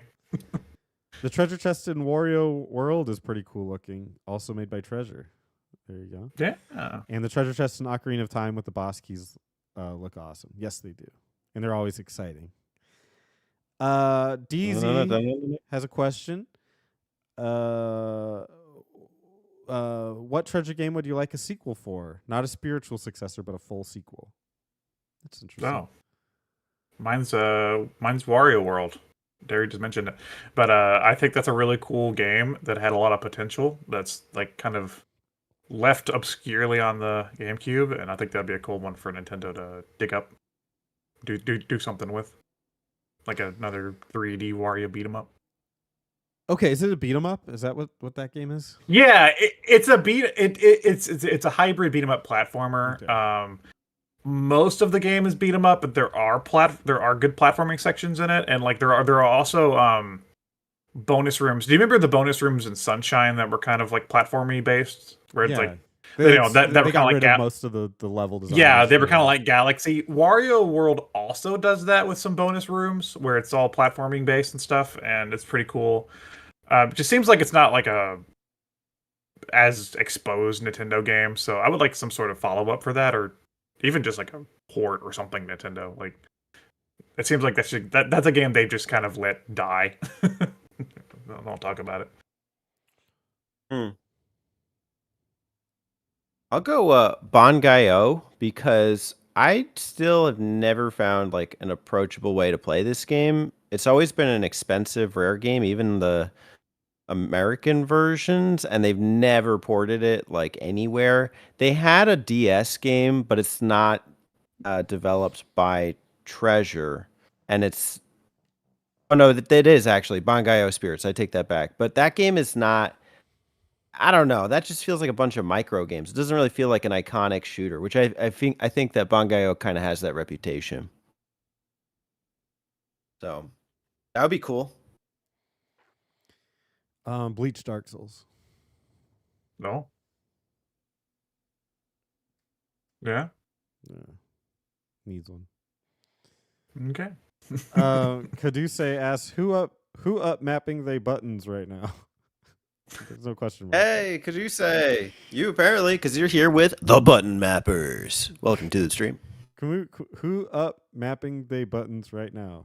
No question mark. Who up mapping they buttons right now? No, there's no question mark. There's no question mark, so it's just so you can't say it like that. You have to say it like who up mapping they buttons right now. Right now. Right now. Bio says another anime game they did was Astro Boy on the GBA, worth a play. Actually, I think talked about that. all of us have played that. Yeah, it is a good game. Teddy did it for GBA month, I believe, right? That was the month. Yeah. So we've had it on a Game Talk. Yeah, great game. We're gonna like max out the Treasure reviews soon. I know. I think we're like complete like an entire company, and then just move on to the next one. There's not much, you know. I mean, next up is Majesco month. Enjoy. Oh, Majesco. Today I'm talking about Cooking Mama. Yeah. Just wait for Jalico. Terry asks, "Ooh, I like this. Is Squirtle new to the button mappers?" Teddy? No. Yeah. Well, little backstory. We were at Target and they had all 3 starters, and I picked Squirtle. I just kind of tapped in and said, maybe I should just be honest with myself. Alex is the Bulbasaur guy. Spencer's Charmander guy. I can get with a little Squirtle. And that's what I got. A little Squirtle. It's in the other room, but my girlfriend got me a sleeping Bulbasaur plushie. So if I had them, we'd be twins. Wait. Maybe they're matching. They're twinning. Hold on. Do you want me to grab them? I can go get them. Go get He's him. in the other room. Hold on. Get him. Go do it. Yeah. Spencer, we'll just wait for you to get a sleeping Charmander. Yeah, that's probably not going to happen.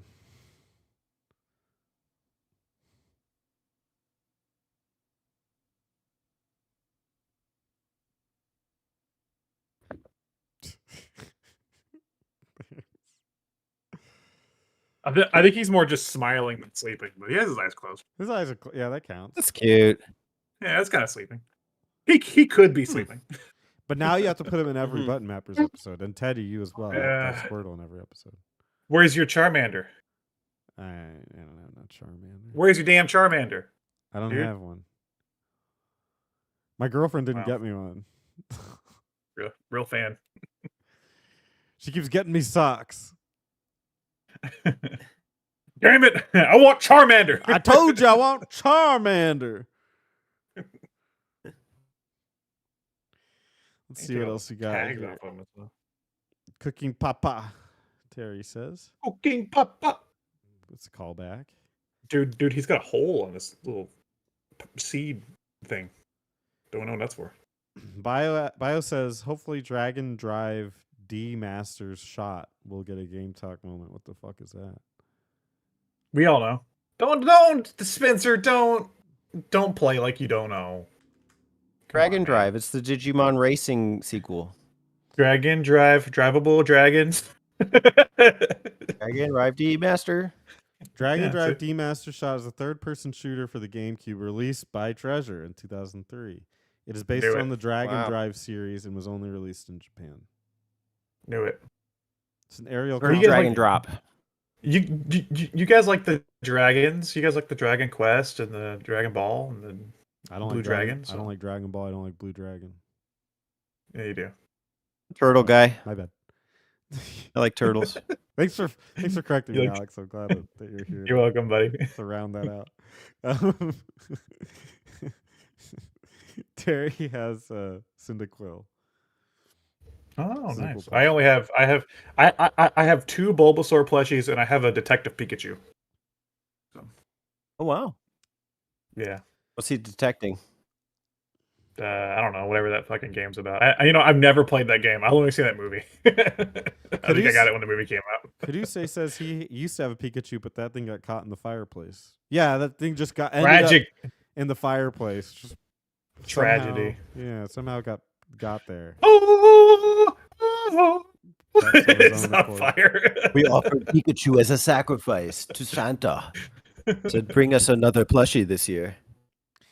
On Dragon Drive, Biophoenix said he reviewed that game and it's pretty neat. It's basically a budget Panzer Dragoon Star Fox, but 'tis not bad. So there you go. It's the season. Worth the game. To The be GameCube treasure. prices? Probably not. Is it the true Star Fox that the GameCube never got? Find out. Even though they got 2 of them. Oh, did they get two? Neither were true. They both They got lied. they got 2 Star Foxes and they both kind of missed the mark. I know one was the dinosaur one. What was the other one again? Adventures was Assault. the dinosaur one. Assault was the like return to form, but it wasn't good? Not really. It was No, it was like good. it had okay. I don't hate that game. It has some fun moments, but then it also has some really chunky moments. It has like areas where you have to do like third person on the foot shooting and stuff, and it's not wonderful. It's no Star Fox 64. Yeah, it's Yeah, they could never get back to that, huh? That was like their peak. no, they never did. And then even with Zero, they were like Platinum Games coming for Zero, and then that happened. I swear, everyone was praising Platinum Games. I have yet to play one that I liked. Well, Zero, I think Zero was Miyamoto, because that was his prototype, and then they helped him develop it. I think he was the one that was like, "No, we have to have the cockpit in the fucking gamepad." We'll Hey, never put Rob know there. because All right. Miyamoto died in that horrible train crash just yesterday. So Yeah. we'll never know the answer to that. The truth. Do you know Miyamoto's cellular device of choice? Oh no, what is Oh it? no! Oh no! I don't like this. Look, this is going. It's a Mia Motorola. Oh. Guys, we need questions in the comments, not just comments. We haven't even asked you questions yet. No more comments, just questions. Yeah, no talking. No talking. No taki. Terry, wow, No Terry agreed. conversation. Terry agreed with me. I feel blessed.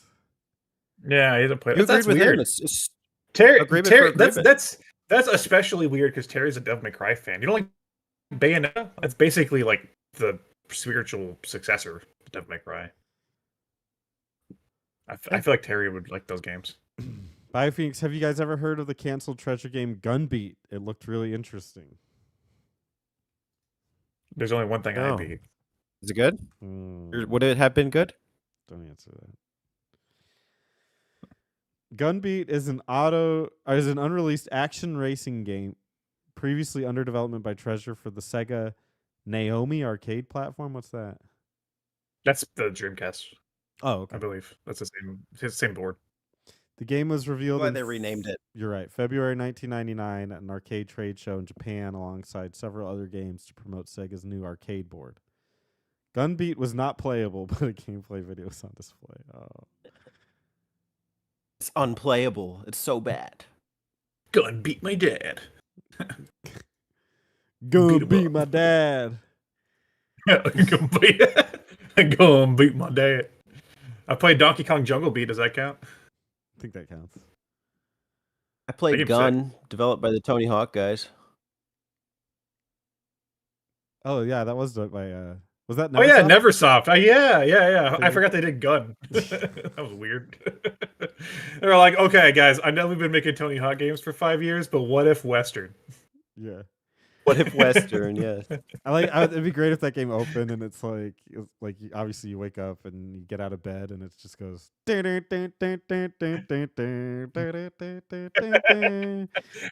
dude, I was thinking of the fucking what's the is it Dead Kennedy's song? It's like today's the day when we rise.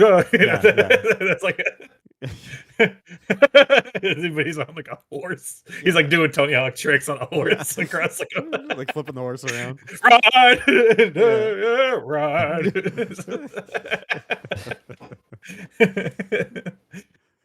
360 horse flip. No comply with the law. With the law. I just imagined a cowboy standing on top of a horse like a skateboard, you know? It's Yeah. there's like a kick flip, the whole this horse flips. Terry says I like Devil May Cry 3 and 4. Also have a soft spot for 2, but I don't love it as much as Alex does. But Devil May Cry 1 I'm not the biggest fan of. Okay, but we're asking about Bayonetta. Yeah. I thought you would like Bayonetta. I mean, those are basically Devil May Cry 3, but a bit different, but good, really good, you know. And they're still going. I think 3 came out. What Bayonetta 3 was like 2022, I think, something like that.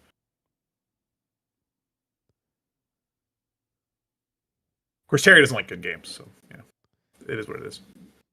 One more question. A good one. Make it a good one. Where did Brian go? Don't we have to ask the questions at a certain point? Yeah, when we're ready. But let's Okay. let's close on a banger.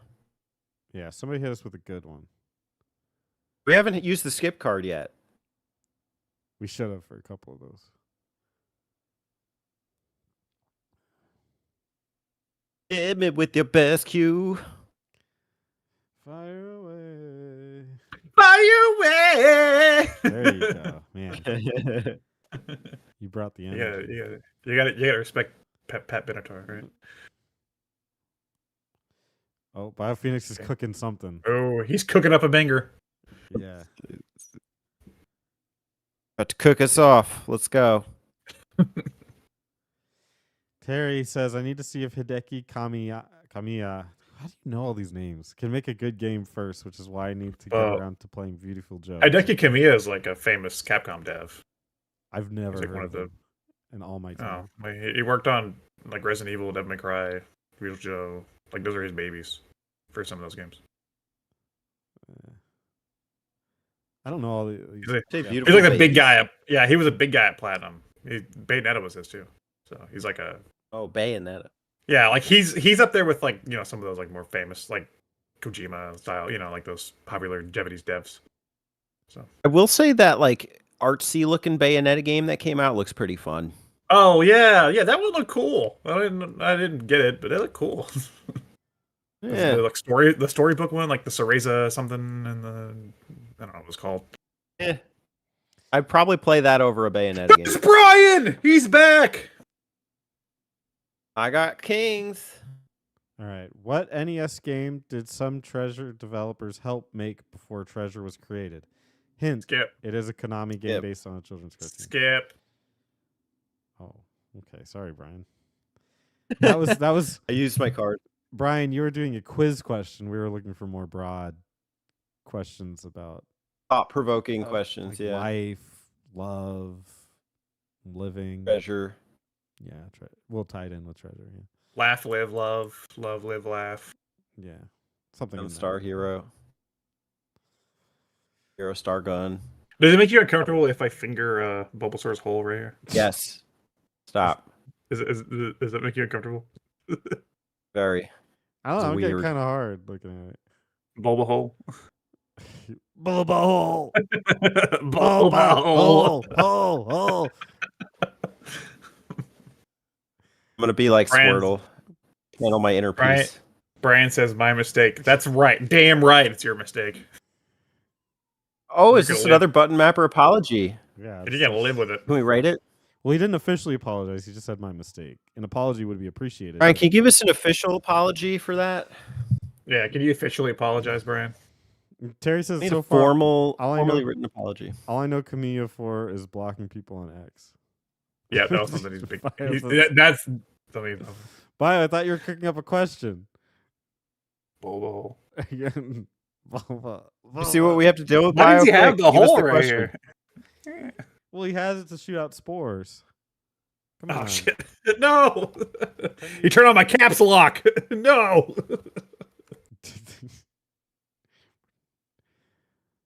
I always considered Alex to be more Squirtle than Bulbasaur. Whoa, Teddy is the Bulbasaur of the mappers. Do you believe where he's changing the whole game for you, Teddy?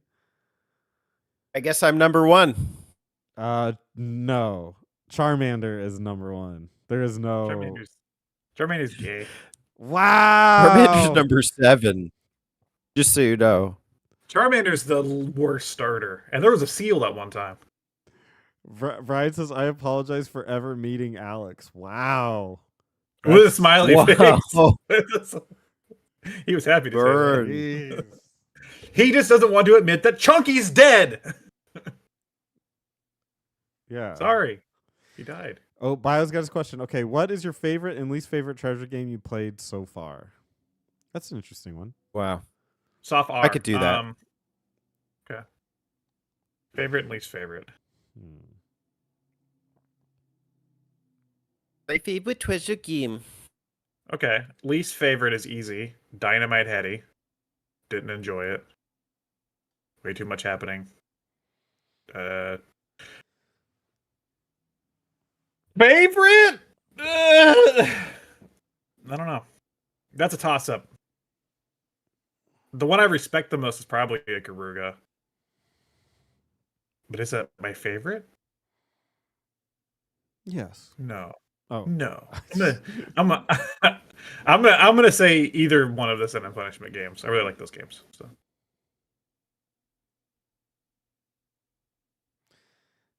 My least favorite treasure game I have played so far is actually not that easy. I feel like I played a couple bad ones and just given up on them. Not too many, but just like Buster Douglas. I don't know.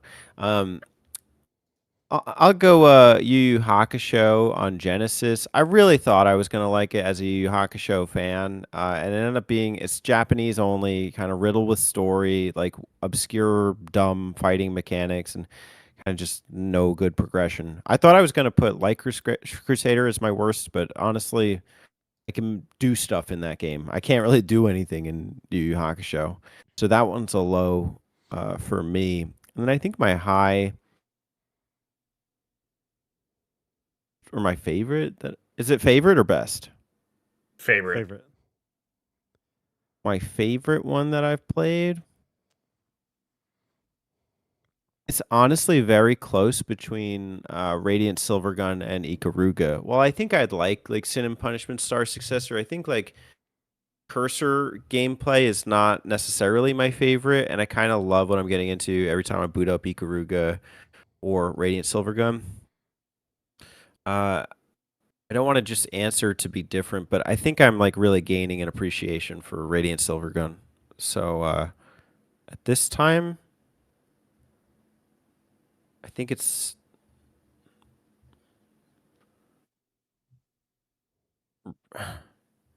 and then Gunstar Heroes is fucking phenomenal too. I don't know. I'll go Radiant Silvergun. Really impressive. Just blows me away. That's your good. Sweet Tiny Toons. You thought wrong. My least favorite is definitely Bleach Dark Souls, but not because it's a terrible game. It's just it's so far out of my wheelhouse that I just wouldn't like it. You're like, this isn't Frasier. Yeah, I Would thought you this was gonna be Frasier, like the DS the version of Frasier. Frasier fighting game? Um, my favorite might actually make somebody mad. I don't know what the opinion is of people on here, but um, my favorite would probably be Super Gunstar Heroes Advance. Nice. What the fuck? I don't know. Like I thought it was legitimately Wow. better than Gunstar Heroes in every possible way. Like it looked better, Okay. it played better. I mean, I guess that's all that there really is. But yeah, I don't know. I thought it was better. I just felt like a downgrade when I went to the Genesis one. And the Genesis one was fine. I didn't have anything against it, but it's just like I'm surprised more people don't talk about the Game Boy Advance version. It's really good. I think it's Why probably do you think Gunstar overlooked. Superheroes plays better? It just played smoother. Like it just felt better. I played both with my controller. More well designed, right? Like you were talking about that spaceship. Well, actually, I mean, do you think some of the sections are designed better? Yeah, it's really just a remake of the first, but it's like I don't know, it just felt better. There was more like left to right movement. Like you could go left instead of just always going right for the levels. It had like jumping on the same bosses, similar bosses, but they just looked and felt better. It felt like an improvement. I don't know. In terms of GBA, I think if it's not an RPG or like a Nintendo game, like Metroid or something, people tend to ignore it. You know, sort of. So maybe But I mean, that's why. They did some serious bangers on the GBA. They had that and Astro Boy. Like, come on, Yeah. those are great That's games. true. It's just those all you ever hear about from GBA are the RPGs or like the Metroid, Zelda, those Yeah. games. So That's true. you never hear people talk about like the other, like even like the Mega Man stuff. I don't hear people talk about the Zero games and stuff or as much as I hear people talk about like X and the original games. So it's like people seem to ignore some of those actiony games on the GBA. Maybe it's weird. Bio says my favorite might be Silhouette Mirage, and my least might be either Mischief Makers or Dynamite Heady. Oh, another Mischief Makers hater, Teddy. I tried it, and I'm sorry, D. It's just not clicking for me. I don't hate it though. It's not my most hated. I think there's other ones that are hated. I'm just so mid on it. It's Mischief Makers. Tyler's here. Tyler, happy Treasure Month. Thank you. Spencer's in denial. Okay, get out of here, Terry. Bios is interesting, but honestly, I never played the GBA Gunstar Heroes. I like the original. Terry says, and since we're not getting Turbo Show for the GBA, we will never hear about the GBA. Huh? Turbo Show 3. Y'all knew Turbo Show. Yeah. Yeah. Terry, that was like 2 years ago, and I don't know where the hell any of that stuff is now. So it's dead. I still have my my review for that. It's dead. I have no interest in bringing that back right now. I have my the stuff I've been doing on my channel has been doing pretty good, and I don't really care about Turbo Show right now. So maybe down the line. Who knows? Teddy DZ says, "I forgive you for now." Thank you. For now. Oh, I'll play it. Listen, I'll get through it. I'll reserve final judgment until I finish. But it's just my current impressions. I'll take it with the grain of salt. No more. Doctor says I shouldn't have that much salt. So Fire your Just doctor. one. all comes back to the doctor. Your doctor sucks. I don't hate A Mischief doctor that Makers. tells you more salt. I never played Mischief Makers. It looks fun though. I need to give it a try. There's some other ones that like just because I've tried them and they haven't clicked, I wouldn't say I hate them. Like was it Light Crusader, right, or something like that, or yeah. Right. It's like I've tried it and they didn't click for me, but I think maybe it could be like Alien Soldier where I just need to give it a little more time, to settle in because I feel like some of their games are a little obtuse when you start. And you're like, huh. But Dynamite Hattie, I definitely gave more than a few chances. And then that one's not doing it. As a Fatal Labyrinth fan, I think you'd like Light Crusader. I need to sit down and actually give it the time of day. I've just sort of dicked around in it for a minute, and been like, oh well, okay. I think It's like did the they do only Landstalker? Did they do Landstalker as well, No. or no? Okay, they're Somebody like else. similar looking is- games. They're yeah. like isometric. So It's Landstalker with the visual aesthetic of like Fatal Labyrinth, but also isometric. yeah. Because I've played Landstalker quite a bit. I didn't know if that was Treasure or not. I guess not. Sadly, it's not. It's the only like treasure RPG. Spencer, I'm sad you didn't pick it. Oh, yeah, I like Crusader. Yeah. What are you playing Bleach? You're not playing the RPG? You. I looked it up. It said Faker? it was an action adventure game. Oh well, that you're gonna let a label tell you what something is. Exclusively, yeah. Dude, all games are RPGs. Face the truth. Yeah, Face anyway. the magic. Excite Bike RPG. I'm And role I looked playing it him up. on a It bike. said it was like an isometric game. Like, ew. That's fair. Isometric month coming soon. I ISO month.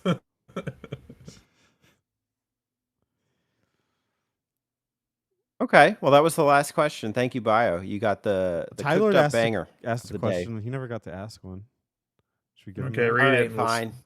Okay. We'll decide if Have he gets it. Have you guys seen Cornell Wilde's Shark Treasure from 1975? It's an underrated classic featuring multiple on-film shark kills and gay pirates. Yep. You had me at gay pirate.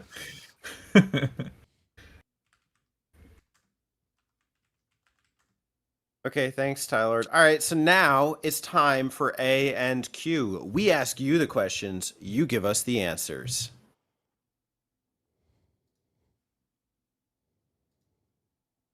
We didn't think this one. Who'd through. like to I start? want to do this. I don't know. You guys got Do a you wanna- question you'd like to ask the viewers, treasure related? Are we asking all the viewers, or just are we singling out one viewer? We gotta ask them all. It's your choice. Ah, it's okay. Ask him. Okay. You could pick It's our one. I choice. don't. Okay. They asked me one question. You know. I'm gonna ask everybody in the comments then. What treasure game have you not played that you want to play? How about that? Pretty, There's a good one. pretty simple. Pretty simple. That's neat. That's neat. Mm-hmm. Yeah, it's good. It's good. Our list is going down too for that. So, do you guys have answers for that? Yeah. Everyone that's interested in you that you want to give a try. You said Mischief Makers. Is sticking with that? Me? Yeah. Mm. No.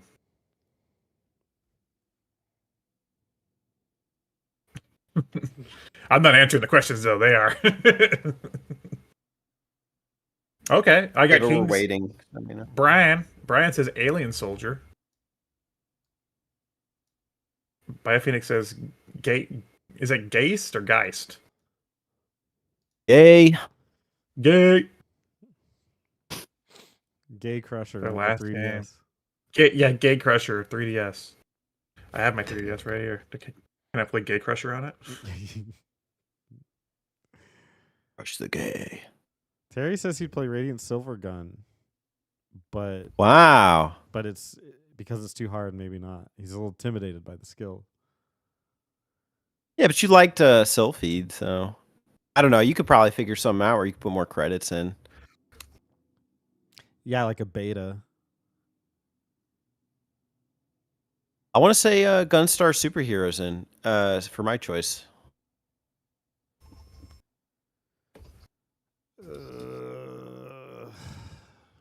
Actually, you know what? Wario World. I would like to play Wario World. Hey! Yeah, hell yeah, dude. Wow. Mario Month 2? Eat him up as Wario. The analytics say do it. Let's do Wario Month 2. Got lots of clips Yeah. for that one.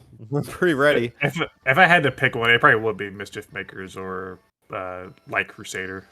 Try that game. I'm probably more apt to play Light Crusader because it's on that Genesis collection. That I play that game quite a bit, so I'll probably get around to that eventually. Okay. By the way, All right. just to prove Terry wrong, I'm playing Pokemon Super Mystery Dungeon, and there I am as a fucking Bulbasaur. I'm Alexor. Bulbasaur. Bulbasaur. Yeah, thank you. Bulbasaur. There it is. Right there. There's Teddy's face. Can you get any deeper than that? Like, is that as deep as it goes? No, it's kind of shallow. It kind of Oh. just goes like there. Like it feels like I'm sticking my finger in a pie, you know. Can you make that noise more when you put it in? I mean, it probably would be wet, right? Moist at Why? least. Why would you Because say, why would you he's a say that? plant. He's a Why damn plant. why would you say that though? Like why does that come to your brain? Because he's a damn plant. Plants are usually kind of moist, you know. Yeah. Bulbasaur would probably be wet on the inside, I would think. What? This is the things that I think about on a daily basis. I've got the Squirtle, so Wetness I will stop guaranteed. there. I have a question. What game do you think is the best representative of what Treasure is all about?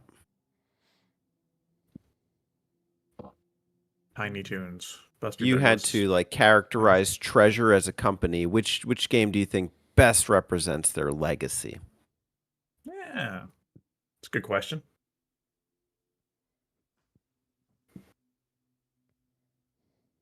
So when I think of Treasure, I think of like really hard difficulty. I think of cult classic games. Think of them kind of dying off and just following their heart, doing what they love. I think of I think of Ikaruga and like that GameCube cover, you know, like that white cover with the writing and stuff. Very very simplistic looking. It's almost like very artsy looking cover for that game. That's kind of like what I think of when I think of Treasure. So I'm gonna say Ikaruga. Harry says Sylphie, the Lost Planet. Nice. Bios says Gunstar Heroes most likely, even though it's not my top favorite. Tyler says McDonald's Treasure Island because it has treasure in the title. Nailed it. He's not wrong. I would say Gunstar Heroes as well. I just think that it has like that,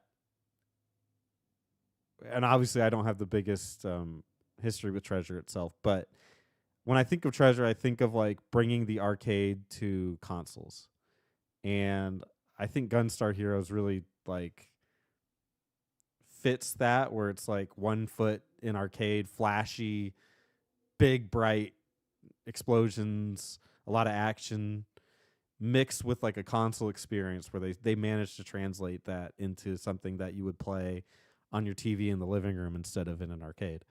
So I would go with Gunstar Heroes. Hmm.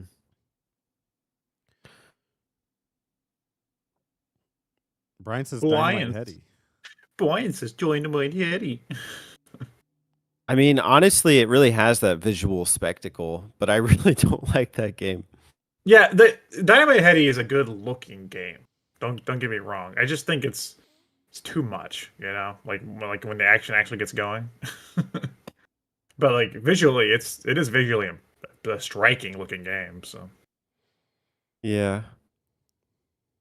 As much as I'm tempted to say Gunstar Heroes, I probably would go with Ikaruga just simply based on, I think, like the novelty. I think everything kind of comes back to like, the more like cerebral play style in a lot of these games.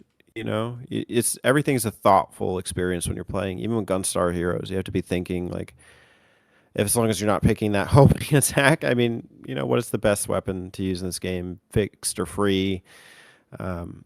Radiant silver guns like that, but just like to the max. Ikaruga is like boiled down to like the simple science, and I think that one really is, kind of like the best of all worlds.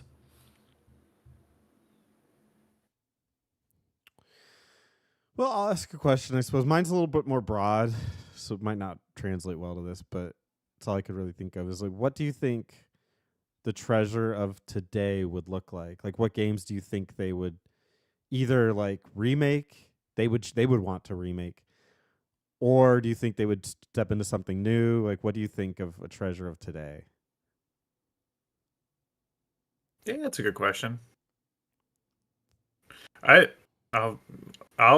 think that if Treasure was still a thing, and they were around for the Switch, I think we definitely would have seen some sort of a third Sin and Punishment game. I think Nintendo has been pretty consistent on the Switch about bringing IPs in some format. Like you almost have not really counting F-Zero, but they did do that like 99 game. But you almost have representatives for like almost every Nintendo franchise in some format on the Switch. So I would have speculated they would have done some sort of a Sin and Punishment 3 or something, and use like the gyro on the Switch controllers or something to do it, and you know it would have sold 5 million copies because that's like everything on the Switch as it seems. It's like game comes out on the Switch, nobody's heard of, and it's like sold 5 million copies. It's like, what shit.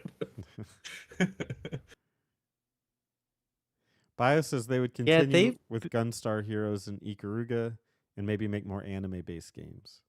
Anime-based animes, he said. I think it is games. Yeah, I think so too. Because I think of Astro Boy as kind of like a signature title as well. I could see more like Astro Boy style games, and also ones that you could make like shooter games out of. I think they would really hone in on that spaceship shooter genre. Even some of their last games, I don't know what Geist Crusher is, but Bangai-O and Sin and Punishment, these are essentially, shooters. And I think that they kind of make the games they love. I don't think we really see a lot of Gunstar Heroes. They tried it on the GBA, and apparently it's a better game, but I don't really know where else you would go from there unless you made like a 3D Gunstar Heroes. That could be cool, but I don't know if it's necessary to make another 2D one. I definitely see the spaceship shooter style being more tapped into. How else can we play with this genre? Because I see them as very creative, and then I do think that they benefit from a mascot. So, Astro Boy being kind of a mascot for them is stand out to me. That's like the only Astro Boy game that anybody talks about is Treasures, and there's tons of them.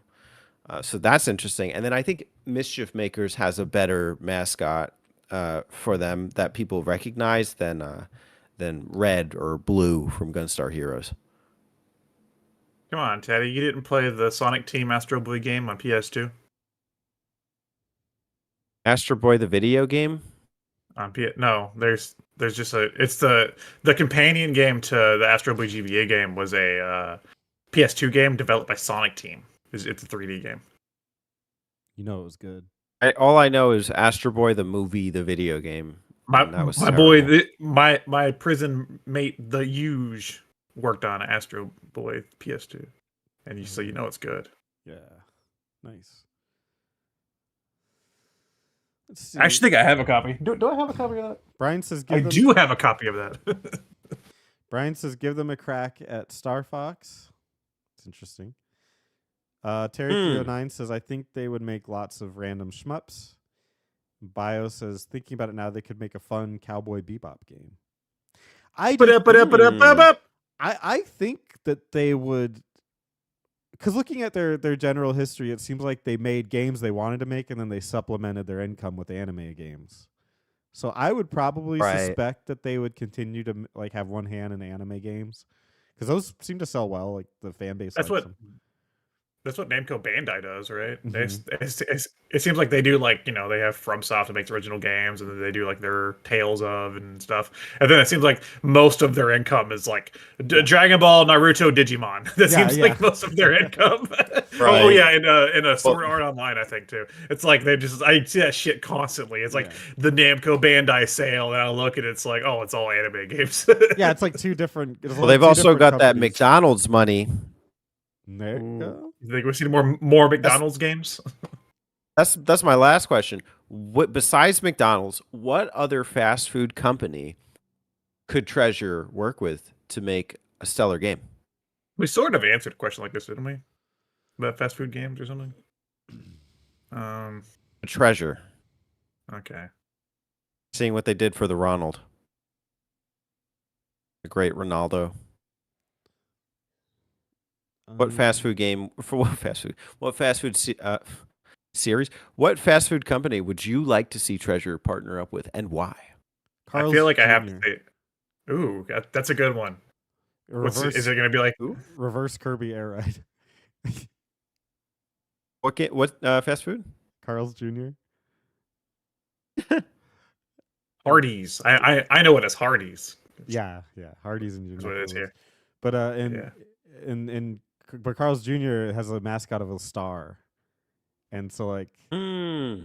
it could just be reverse Kirby Air Ride where the Dude, star rides you. I never think of the damn stars. I always think of the bikini ads because that's like ingrained in my brain with that brand. It's like I think of the remember they had the one I think it was like 2016 or something like that. They had the one with the girls playing volleyball over the border, Yeah. which is hilarious. It's like that past as an ad. So yeah. I feel like I'll be arrested if I don't say Arby's. So I gotta say Arby's. But what would be wow. the creature? Like what would be the character? They don't really have a mascot. I think it's the hat. I, Yeah, mean, it's like I a don't know what hat. the mascot is. It's like a hat. I guess So where's the well, you know game? what? The mascot's me, and I'm looking for Ooh. some Arby's. Yeah, I'm Hell trying yeah, to save dude. the planet. Okay. The last roast beef sandwich has been stolen Mm. by intergalactic space pirates. So I'm sent on a journey to space to get the Arby's roast beef sandwich back, so that we can splice its DNA to save humanity from a horrific roast beef plague that has And plagued Mm. post-apocalyptic Earth and the in the gameplay year is 2050X. in the 2015. And the gameplay would be like you finding different flavored hats. Yeah, I put on a that- hat and then I get like a different gun. Like I get like a curly fry gun. Yeah. And then I get like a jalapeno popper gun, you know. Then I get like an Arby's sauce gun, you know? Dude, like a horsey sauce. Yeah. that's the move. Terry says, I don't know many fast food places. I'm not an expert like you guys are. Come on, Terry. You know you're an expert. Don't even give us that. Terry says, and he also said Nando's. I don't know what that means. Nando's. And Tyler said Arby's as well. And Terry basically I'll go just- Taco Bell. Okay. I think we're missing like a good Taco Bell game. Yeah. Yeah, you're right. The world is missing that. There's a severe lack of Taco Bell in the video game representation, you know? Like I think you could do wonders. I think there was a Taco Bell like first person PC game or something back in the day. Or something like that. I think it was in the vein of Doom. I think Chex also did that. They had Chex Quest. Yeah, I played Okay. that. Yeah, I think there's a Taco Bell one or something. You know, it could be like Sin and Punishment, like a rails shooter, but you're in like a field and you have to like shoot tomatoes and cows and like get materials. And then you have to fight off like other fast food companies that are trying to take your products. And your rail gun is like a GMO pesticide that you spray. With me, you guys following? It's good stuff. Oh, that time Taco Bell released a video game. Was I right? They did it? Yeah. They had a game? It's some neck. I don't think it was a rail shooter though. it's some neck. No, it wasn't Taco Hell. Coming in just fine. Taco Bell Tasty Temple Challenge for Microsoft DOS. So it was a shooting. It was like a what do you call it? Quake. It says Quake. Doom. Quake It was here, but Doom. like Doom. Yeah, Doom clone. Diarrhea. I don't know. This is kind of weird though. It doesn't really feel like Taco Bell though. Whatever happened to that KFC console? Remember that thing that was supposed to happen? It was like in 2019 or something. Terry asked, "What is Taco Bell?" Get the hell out of here, dude. I had Taco Bell yesterday. Dude, no joke. We had it on stream. Yeah. Don't make us show you again. I had Federico's. We'll do it. Yeah, it's true. You did not have Taco Bell. Although there was a Taco Bell right next to the Federico's, so I could have.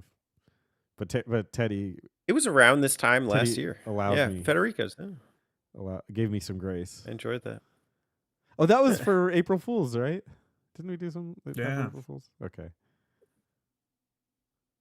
It was good. One.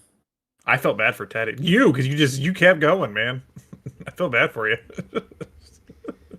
That was a day. after the stream. Yeah, we had to record after the stream, and I felt so bad for you because you ate all that damn Taco Bell. I like went light. I had like one of the Power Bowl things, which is like just beans and some other stuff, and then I had like I think like a couple of like a burrito, maybe like a taco or something. But you just had like fucking everything on the menu. It looked like you just kept going, and I was like, Jesus. See, we I got went to Taco Bell with a mission. we got something from Brian. It says there are no real mascots for fast food targeted at kids now. Maybe Wendy's, where you could play as Dave Thomas or Wendy. That's an interesting one. We kind of talked about that.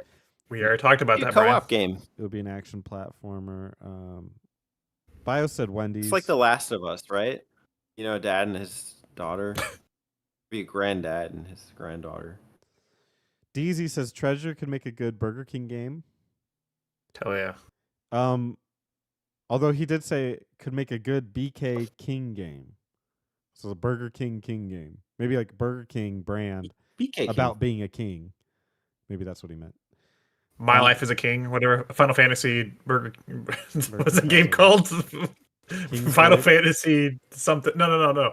There's a WiiWare one that's it's Final Fantasy Crystal Chronicles something. My Life as a King. Oh, I've never heard of that. That's crazy. So it's a WiiWare game.